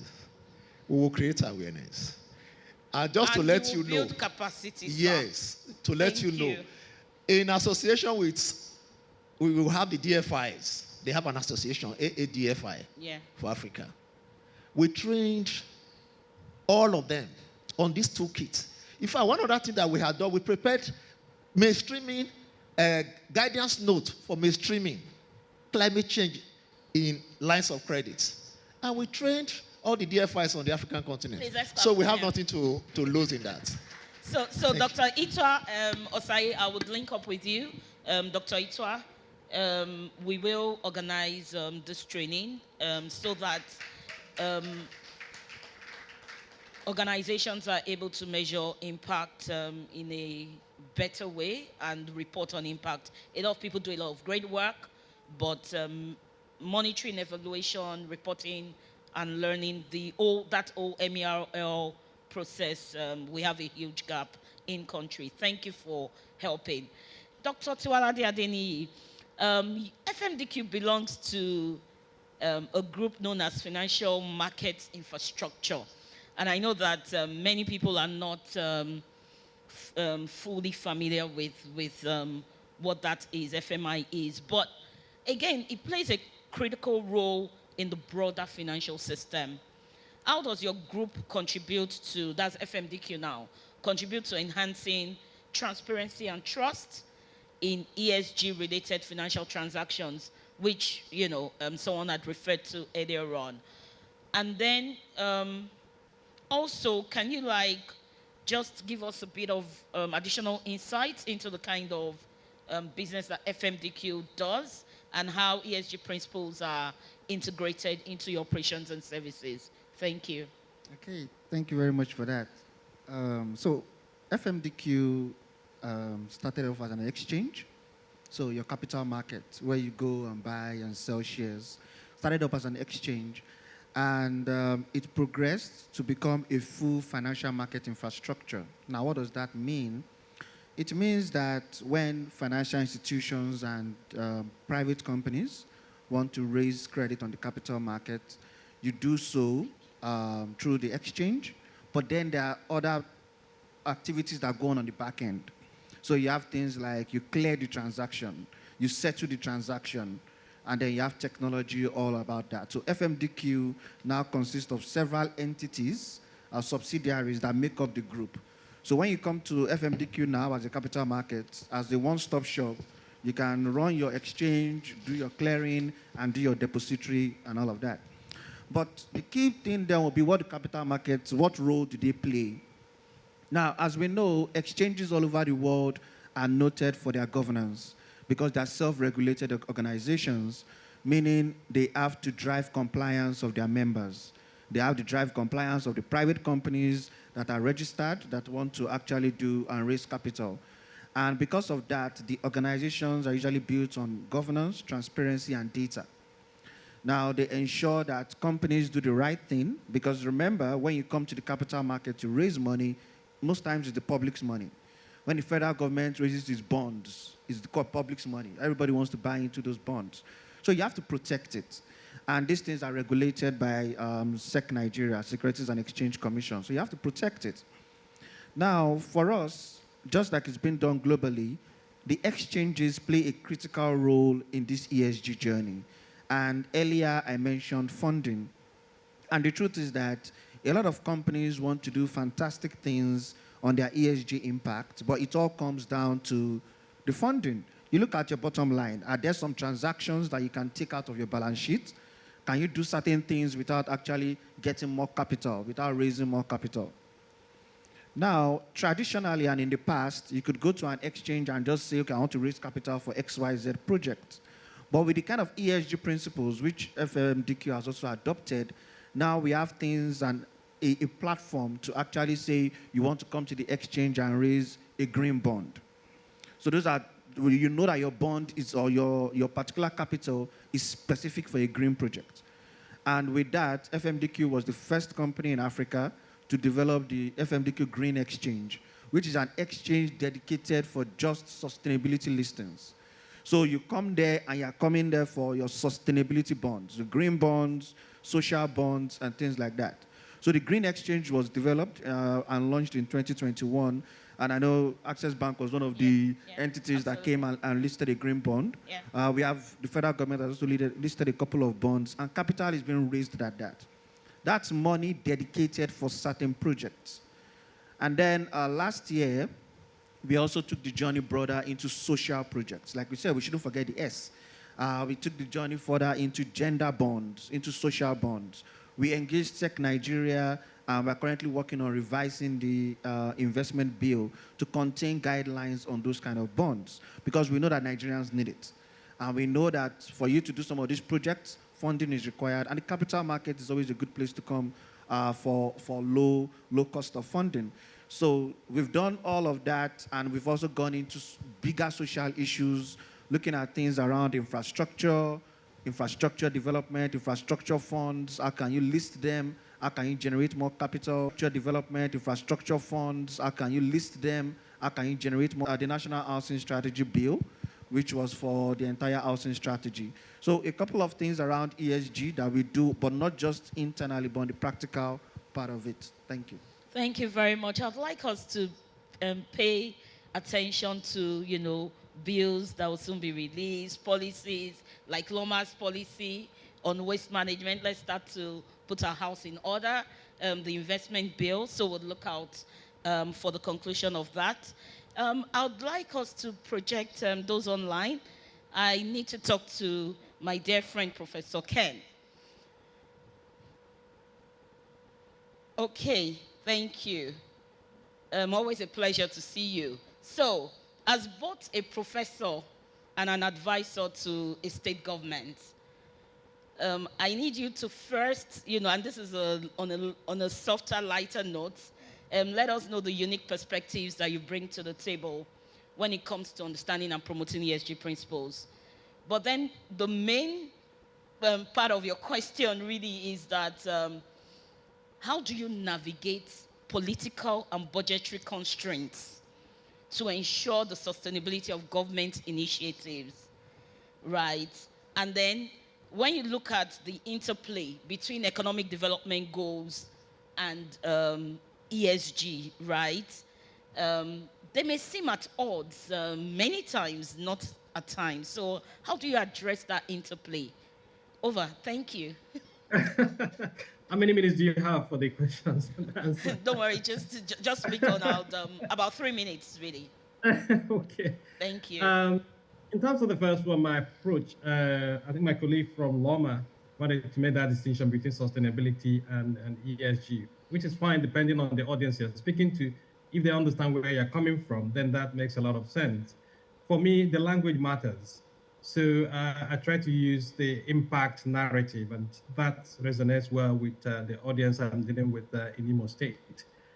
So in terms of how I try to implement some of those ideas in policy or practice, recently, last year, Imo State launched the industrial policy. So the industrial policy of Imo State was in partnership with UNIDO. But I was very much involved in it, and I try as much as possible to ensure that sustainability thinking is at the heart of that industrial policy. So we ask ourselves the fundamental question, which was, what sort of industry do we need in Imo State? Imo State has a lot of unemployed people because Imo State is a victim of its own success. We have a lot of graduates, but Imo State can't absorb all of them. So if we're thinking about industries coming to Imo State, we need to prioritize jobs, industries that can create jobs, industries that can see that are kind of labor intensive. So we use that as a way to prioritize the sort of industries that we would like to see in Imo State, and that is at the very heart of the industrial policy. So Imo State is also developing a development plan, which is again founded on the SDGs, using the SDGs to drive that plan. So from a practical perspective, I think it requires somebody who understands sustainability and sustainability thinking to push the sustainability agenda into these practices or policy making processes, because there is always that tendency to replicate things. And you can go back and say, Lagos did it like this 30 years ago or 20 years ago. Organizations like UNIDO have templates which they use to roll out some of these industrial policies. But when you start to engage with them and ask them to change, rethink, and begin to see things from a sustainability lens, it tends to help. And then the final point I want to make is because Imo State is prioritizing employment and job creation, probably some of you might have seen the viral video going around. I don't want to drag into the politics of it, but the point there is that digital skills is seen as a way to address unemployment. And as you mentioned, the mobile in your introduction, I'm also leading the initiative called One Kindred, One Business. And the idea is that we can get rural people to come together, create businesses that will support them, and also create jobs. Because if you depend on policies that are up there looking for big companies or big entities coming into the state, it may take time for that to happen. So what do we do in the interim? People need to find a way to place food on their tables, and then we create these business opportunities for them, and we are supporting them to do that, and there is a lot of buy-in. And Ovalande, going back to your point about how do you navigate politics and also how do you manage lean resources, when I joined, I also created what I call the Corporate Impact Partnership. Yeah. You said this, one of the goals of the SDGs is about partnership. Yeah. And we're trying to see how we can work with companies, work with interested parties, because at the end of the day, governance is not just the role of government, but it also requires multi-actors to address, especially when it comes to sustainability and sustainable development. Thank you very much, and that was really on point. Just also to say, Prof, that, the work that you do in Imo State and that you do across, you work with organizations, so not-for-profit organizations, to be able to implement these programs. ACT Foundation deals with a lot of not-for-profit organizations. So I'll advise that maybe after this session, we can have a meeting with ACT Foundation and see, is there a way for us to collaborate, like we talked about collaboration, and see how we can move forward. So not just in Imo State, but also what can we do to ensure that, you know, these kinds of initiatives that really impact on the people in the rural community, the people that truly and really, really need the support, you know, that it goes straight to them. I know that we have quite a number of other questions. Thank you, Prof. I know we have quite a number of other questions, but we also have questions from the audience. And so I would take the audience questions, and if you have more time, we'll come back to our remaining questions. I will direct this to Dr. Itwa. I almost called you Professor Itwa because you're just a prof. So this question is, how can we make sustainable development a reality in the health sector, given the major issue of health exposures due to climate change? So, you know, this question is looking at the interrelatedness between health and environment, so climate issues and health. Over. Thank you. I think for me, it's a straightforward thing, and I'll give a straightforward answer. And then I'll also allude to what Professor Meshi had talked about earlier, looking at the impact. What are the impacts? What are the risks? What are the opportunities? What we need to do is, once we map all of that, we would have developed a baseline, understand what is happening within this sector. Take note, health is part of the 17 goals that we're talking about. And earlier, I had talked about this to say that what businesses do across the world is to say, oh, we've deployed X value of money into this sector or to this goal. Has that actually been measured? Other than saying, oh, we supported 200 persons. Again, going back to the SDG Impact Standard Framework, it's a new tool developed by UNDP. And so we can use that to actually measure what is happening across the various SDG, not just the health sector. For me, we already know the challenges. That for us as a nation, you go to some hospitals, even when you are not sick, you are going to go away with one sickness or the other. There's a big word that they use for that. When you pick a disease from the hospital because you had been there. I will not go into that. But then, we need to actually know the status of our health sector. And one of the things that we're even working on now, I tell you, is the occupational aspect of it. We're already talking to the relevant sector, and interestingly, I never knew this kind of question would come into it, to see how those kind of risks can be mapped that relates to health, relates to climate change, relates to the various aspects that you can think about. It's quite broad, you want to know. So it requires us putting on the thinking cap to know exactly what to do in this part. Thank you. Okay, thanks, Dr. Ito. I'll just give a lady as well.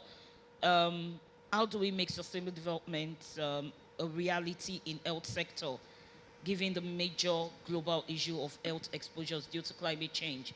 So, you know, as organizations and public-private sector work together in the health space, climate change is not helping, right? It's bringing up all sorts of additional challenges, issues. So what really should we be doing differently from what we're doing now? Thank you. In interestingly enough, last week I was at a climate tech pitch event, and there were a lot of brilliant young Nigerians coming to the fore with their ideas around climate technology. And there was this young lady that had this idea around the healthcare sector, especially enabling a sustainable power supply.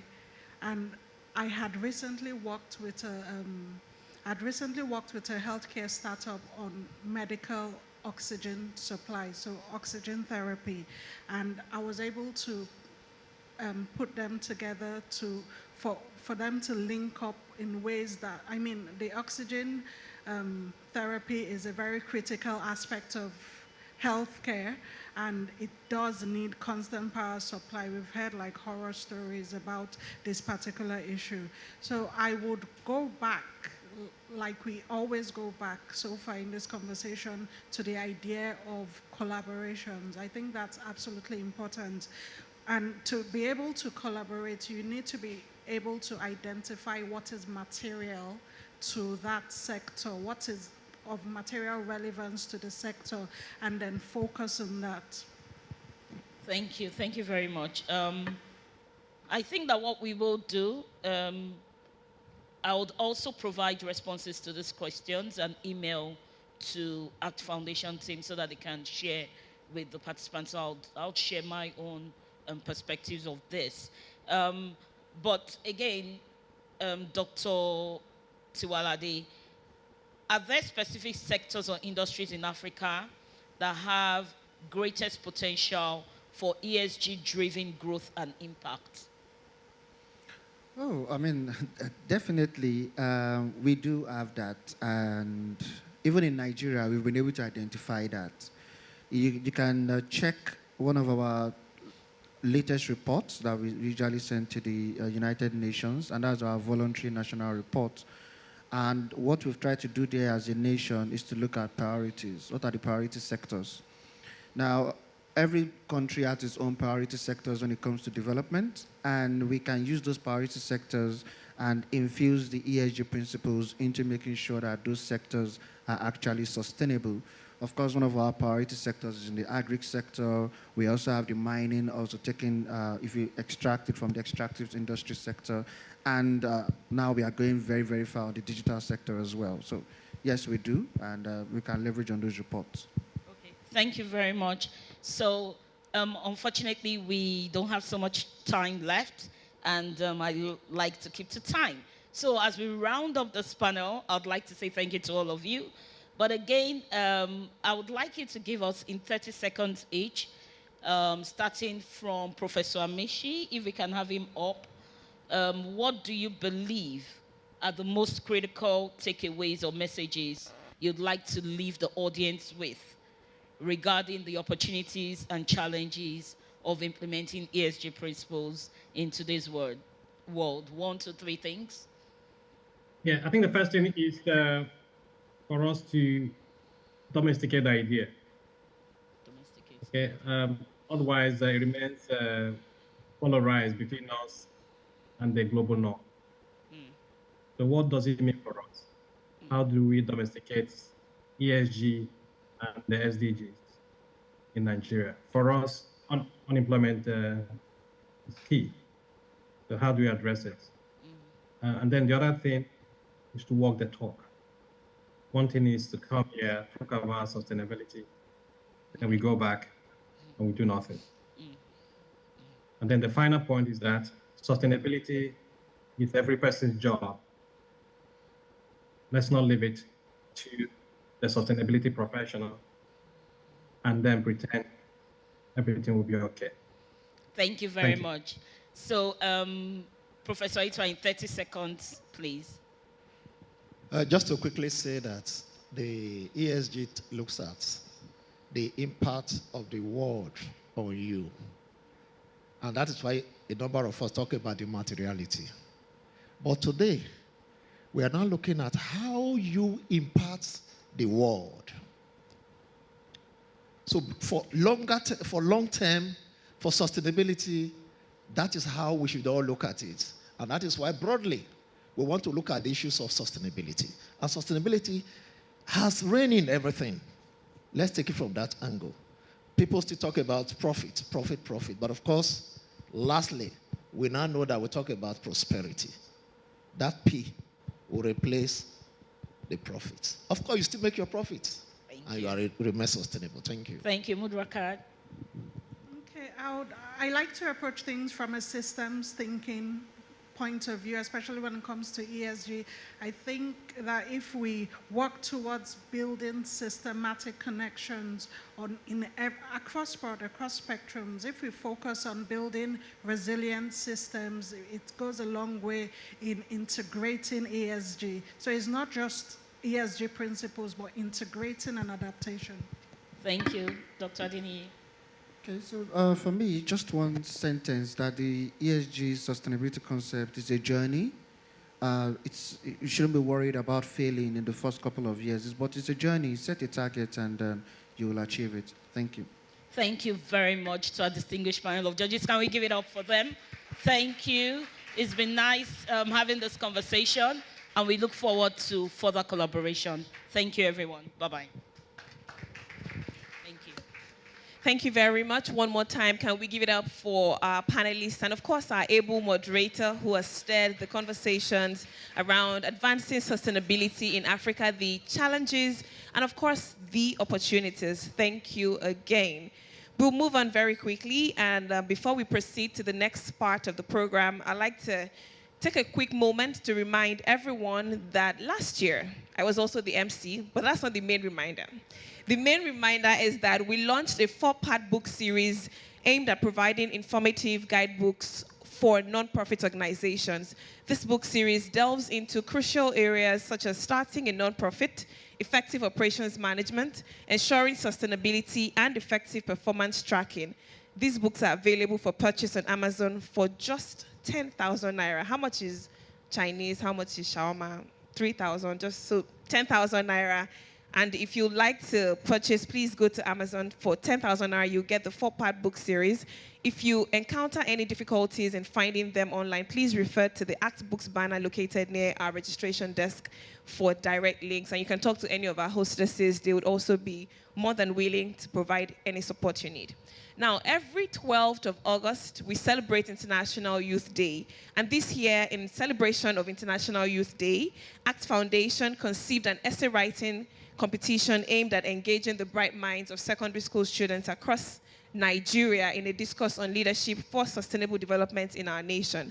And remember when our keynote speaker was talking, she said even the younger generations are now embracing sustainability. So it's a critical conversation for every one of us, the younger generation, be Gen Z, Gen X, Gen Y, anywhere. I mean, it's a very critical conversation, not just a buzzword. So this was a very welcome development by ACT Foundation. So thank you, ACT Foundation, for coming on board and celebrate and bringing this initiative. So the competition revolved around the theme for this year's International Youth Day, Green Skills for Youth Towards a Sustainable World. And we received a total of 150 submissions from talented youth across the country.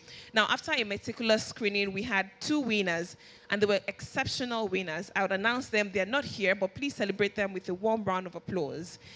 Thank you.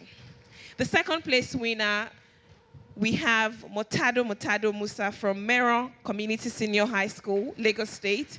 And our first winner, Kelvin Ibilibo from White Diamonds Academy, Plateau, Jos State. A round of applause. Congratulations to them. And we're incredibly proud of what they would achieve with this knowledge because, I mean, apart from the competition, they're also now creating an awareness to drive sustainability. So thank you again, ACT Foundation.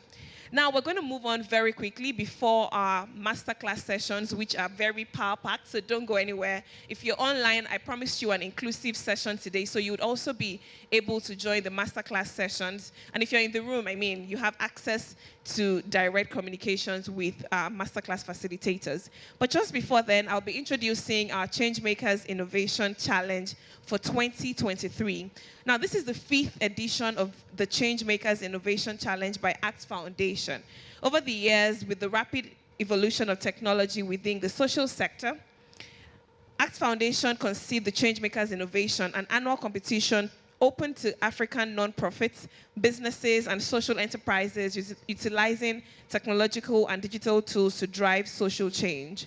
This year, we received over 340 applications from businesses, non-profits, and social enterprises across various African countries. And we would like to especially thank everyone who submitted an application, and would also like to especially extend our gratitude to our panel of judges who dedicated not just their time, but also their expertise in reviewing all of these applications. And then please celebrate them very quickly. I'd like to thank our judges. Keep the applause going as I call their names. Tomi Balogun, co-founder and CEO of 12. Keep the applause coming, please. Kwame Opong, Director of FinTech and Innovation at Bank of Ghana. Esther Hadiza Ijaku, Principal Consultant, Skill Hub Consulting.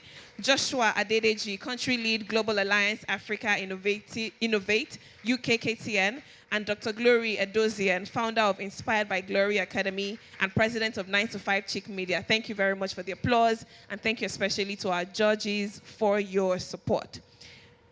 Now, we have accomplished significant milestones through the CIC initiative in the last 5 years. Last year, our 2022 winners made remarkable progress, all thanks to their dedication and the invaluable support of our partners. IHS Towers, please give them a round of applause. They provided financial support to 3 of our finalists, and Veraki and Lagos Business School, who also provided training and mentorship support towards these organizations' success. So please give them a round of applause. All our highly esteemed partners who continuously support us. Now, ladies and gentlemen, it's now time to announce the finalists and winners of the 2023 Changemakers Innovation Challenge. Drum rolls, drum rolls, drum rolls. Thank you. Now, before I announce our top 3 finalists, I will announce the top 10 finalists. We announced them earlier this month, but please give them a round of applause. Some of them are here in the room, some are joining virtually, but I'll just run through them in no particular order, so you don't have any clue as to who the top 3 are. We have CropScan Technologies from Kenya, a round of applause. Ecobata from Nigeria. Farmer Lifeline Technologies from Kenya. Father's House Lever Foundation from South Africa. Freetown Innovation Lab, from Sierra Leone. Go3 from Rwanda. Light Ed from Nigeria. Oli Cash from Uganda. Cubics Robotics from Malawi. And Solar Sister from Nigeria. Give all 10 finalists a round of applause from over 340 applications. Thank you all so much. We congratulate all 10 finalists. Like I said, some of them are here and some will be joining us virtually. I do hope they'll be able to display their pictures and their videos for us very shortly. Now, our selected finalists will receive support from our partners for the 2023 Changemakers Innovation Challenge, which we would like to first especially appreciate before we call the winners upstage. Firstly, I'd like to recognize and thank Veraki, a technology company transforming Africa by developing business solutions designed inherently for Africans. Veraki will provide mentorship support to selected finalists in their areas of need. Thank you, Veraki. Please give them a round of applause. Thank you. We'd also like to recognize another partner, Thistle Praxis Consulting, a management consulting firm and preeminent advisor to innovative niche market leaders in the strategy and sustainable business space, who will be providing consulting support through technical trainings to the first place winner of the Changemakers Innovation Challenge. A round of applause for Thistle Consulting, please. Praxis Consulting, beg your pardon. Now, another of our partners this year is Tolerant Foundation, an organization dedicated to providing access to quality education, healthcare, and skills training to underserved individuals across their core geographies in Indonesia, Nigeria, Singapore, and Estonia. In support of this year's challenge, Ishq Tolerant Foundation will be contributing institutional funding as a special prize to bolster an organization with an innovative and viable tech-focused skilling training or capacity building solution. Now, before we announce the winner of this special prize from Ishq Tolerant Foundation, I'd like to make welcome, I'd like to make welcome a representative from Ishq Tolerant Foundation to come up stage to join the photograph. Do we have any representative from Ishq Tolerant Foundation? Please come up, a round of applause for him. Abiola Oyeneye, the program officer at Nigeria Ishq Tolerant Foundation, will be joining the photograph. And the winner of this particular prize is, before I announce it, just to create some anticipation, I'd like to invite to join on stage our keynote speaker. A round of applause for her, Mrs. Oyeyimika Adeboye. She will join this group photograph. We'll also have our board member at ACT Foundation, Mrs. Claire Omasheye, join this group photograph as well. Round of applause for her. Now, the winner of this particular prize, okay, can we have you center stage? You join the photograph. All right, to receive the winner. The winner of this particular prize is none other than one of the 10 finalists, of course. Ecobata from Nigeria. A round of applause for Ecobata. Ecobata tackles Nigeria's waste problem by connecting households to waste pickers and rewarding them for sorting waste through a digital platform. Ishq Tolerant Foundation support will definitely help Ecobata to scale their operations towards greater change. A round of applause. Do we have a congratulations? Congratulations. We are very proud of you.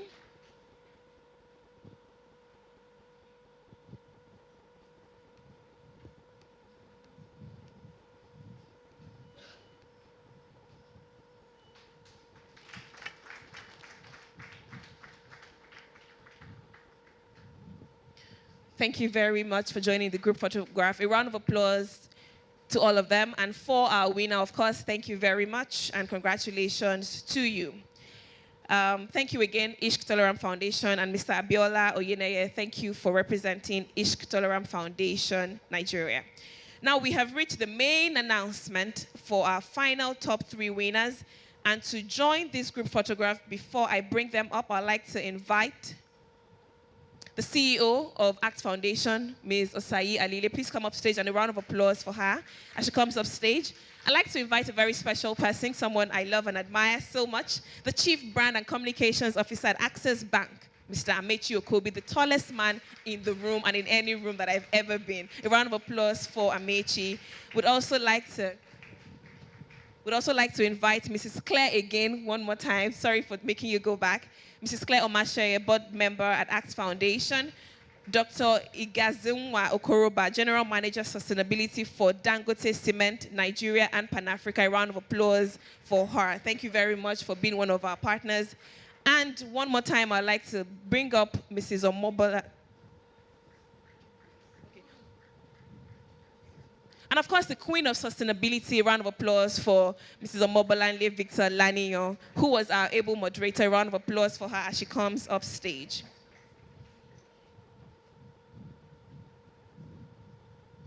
We'll now be announcing the winners. Our selected top 3 in their local ACT Foundation. So first of all, let me run you through the benefits for our top 3 winners. ACT Foundation will provide funding for our selected top 3 winners in their local currency. Now, before I announce the top 3 winners, I'd like to celebrate everyone who participated, all our over 340 participants, all our top 10, and of course, we will now be celebrating our top 3 winners. The second runner-up is Quibix Robotics from Malawi. A round of applause and congratulations.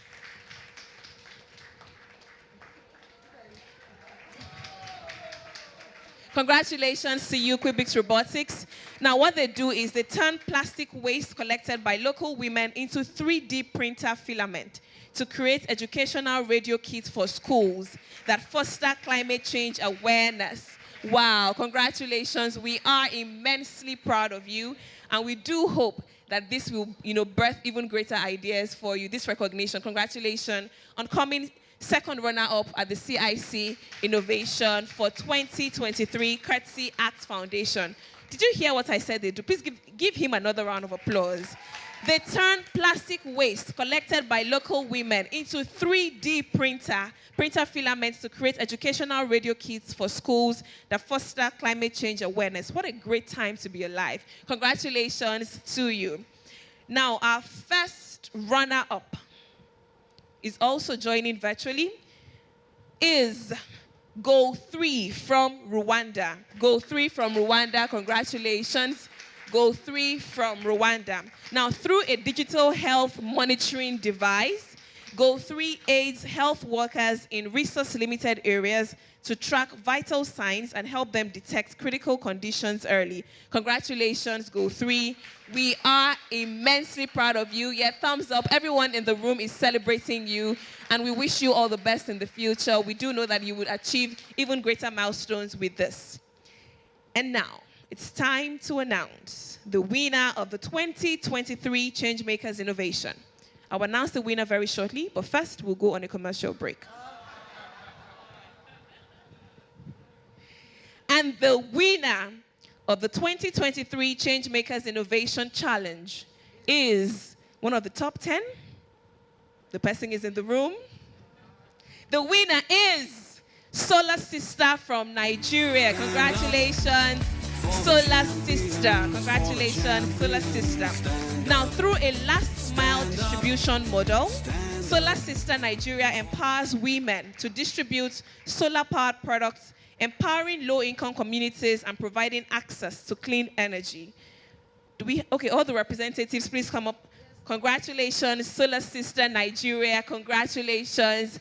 We are super, super proud of you. Thank you for all that you do, not just for Nigeria, but invariably for Africa and for the world. Congratulations to you. Stand up for the champions, for the champions. Stand up.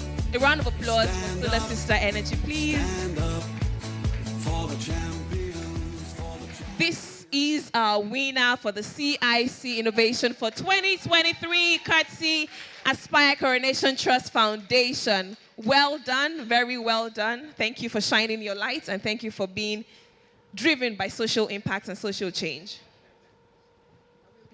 Yes. A round of applause for them as they do you want to say something? How are you feeling? Are you excited? Do you want to say thank you? All right, over to you. Woo! I mean, my heart was doing, We are so excited. Thank you so much, ACT Foundation. This is truly rewarding. Of course, what we do every day, as she said, we empower women. We brighten the world through women. We recruit, train, support women in local communities where there is no power or epileptic power supply. We go around, it's about awareness, right? Climate change, sensitization, alternative power supply, use clean energy. And then we go a step further by recruiting women in those communities that we now start carrying those products, different solar products, clean cook stove, clean source of energy, really. And we have been able to train thousands of women. Some of them can't speak a word in English, but if they speak to you about solar, you will be amazed. If they teach you on how to use solar, you'll be amazed in their local dialect. And we are so grateful that this is just a very physical, much more physical reward in cash, of course. So. Thank you so much, ACT Foundation. God bless you guys. Thank you and congratulations. We almost felt the passion. We could almost touch it. Congratulations, Solar Sister Nigeria, and we do wish you all the best in the future. Thank you to all our partners who have supported us again. We will not stop thanking you, because without you, we can only achieve little. But thank you so much for collaborating with us to ensure that this is a success, and for also, rewarding and celebrating all our change makers. Now, I would like to bring up a special person to officially, say thank you and wrap this up before we break out for our masterclass sessions. Please join me as I make welcome the phenomenal, amazing leader herself, one and only, Ms. Osai Alile, for a special remark. A round of applause for our chief host today. Thank you. Thank you so much. Good morning or good afternoon, everyone. Right on time. We're very excited to have done this. When we started in 2017, we thought 22 organizations. Now we're talking about almost 100, over 800 communities, 2.7 million beneficiaries, and we are very happy. For those that were with us last year, celebrating our 5th year, also the books that we've done, we just want to say thank you. The truth is that we can't do this on our own, and we've not done it on our own. We've always had the help of not just my board members, past staff, and the ones that are here present, but also of our supporters and our major supporter, Access Bank, who has partnered with us over the years. And their unwavering support has been so immense. You can see Amechi and Omobolani here. So I don't even want to talk about, of course, Dr. Herbert Wigwe and the rest of the team. My board of trustees who just wants us to just succeed in every way possible. I want to say thank you to them as well. Thank you to all our partners, all our grantees, the winners today, those online and here, the excitement that it comes with, and all the new things that we keep on doing. Our ability to innovate and create measurable impact as an organization is due to everyone's support, and we say thank you. Our task to empower change makers in Africa is no small feat. And as you heard Mrs. Omashaye say today, we are doubling and tripling in the next few years.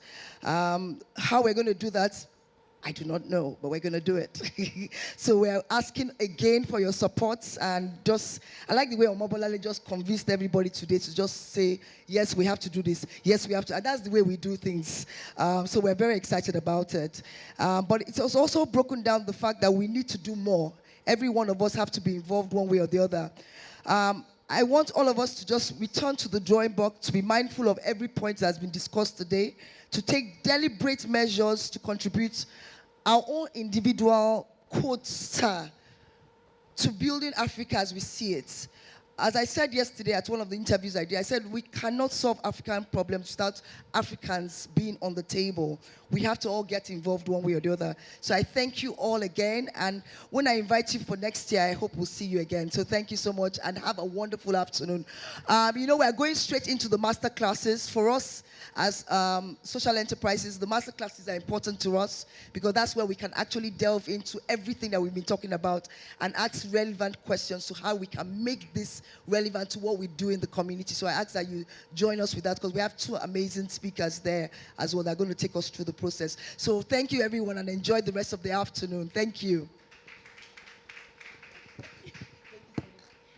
All right, thank you so much. One more time, give her a lusty round of applause. That's our CEO, Ms. Osai Alile, and our chief host for today. Now, let me just explain how the masterclass sessions will work. We have two masterclass sessions like we have communicated. They will be practical and, of course, very interactive, and they will take place concurrently. But you will have to decide which one of the sessions you would want to join.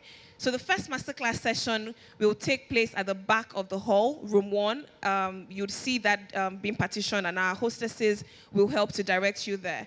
The topic is demystifying ESG for non-profits, and this will be facilitated by Dr.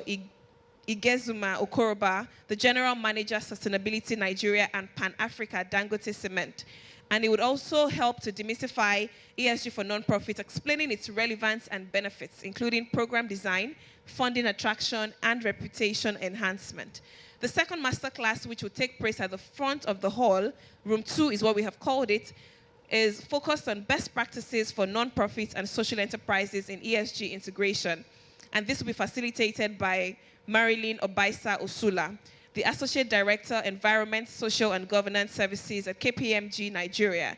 The session is designed both for profit and non-profit organizations, and it will offer them guidance on integrating ESG principles to strengthen their alignment with their mission, improve accountability, and enhance their social impact. Now, for our online participants on Zoom, to join the second masterclass on best practices for nonprofits and social enterprises in ESG integration, please stay on the current webinar. So you're staying on the current webinar. If you're interested in the first masterclass on demystifying ESG for nonprofits, please join via the link that has now been pasted in the chat box. So if you're interested in the second masterclass that speaks to best practices for nonprofits and social enterprises, stay on the current webinar. If you're interested in the first masterclass, which is on demystifying ESG for nonprofits, please join via the link in the chat box right now that has been pasted.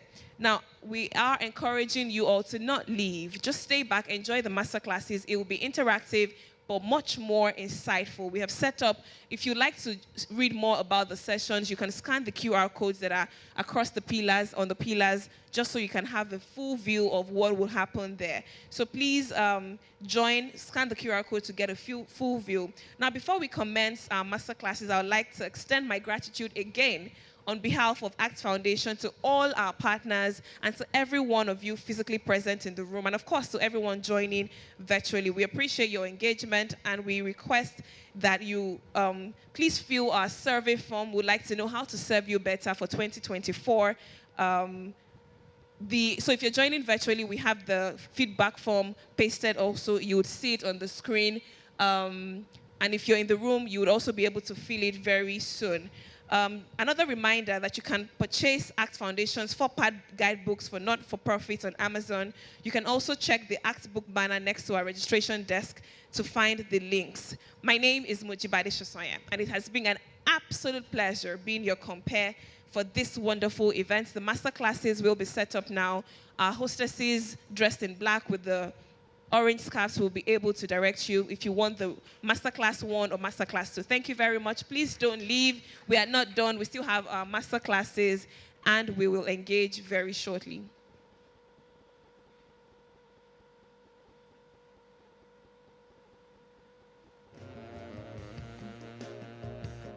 All right, so just as we have food for thought and food for our souls, we'll also be having food for our bellies.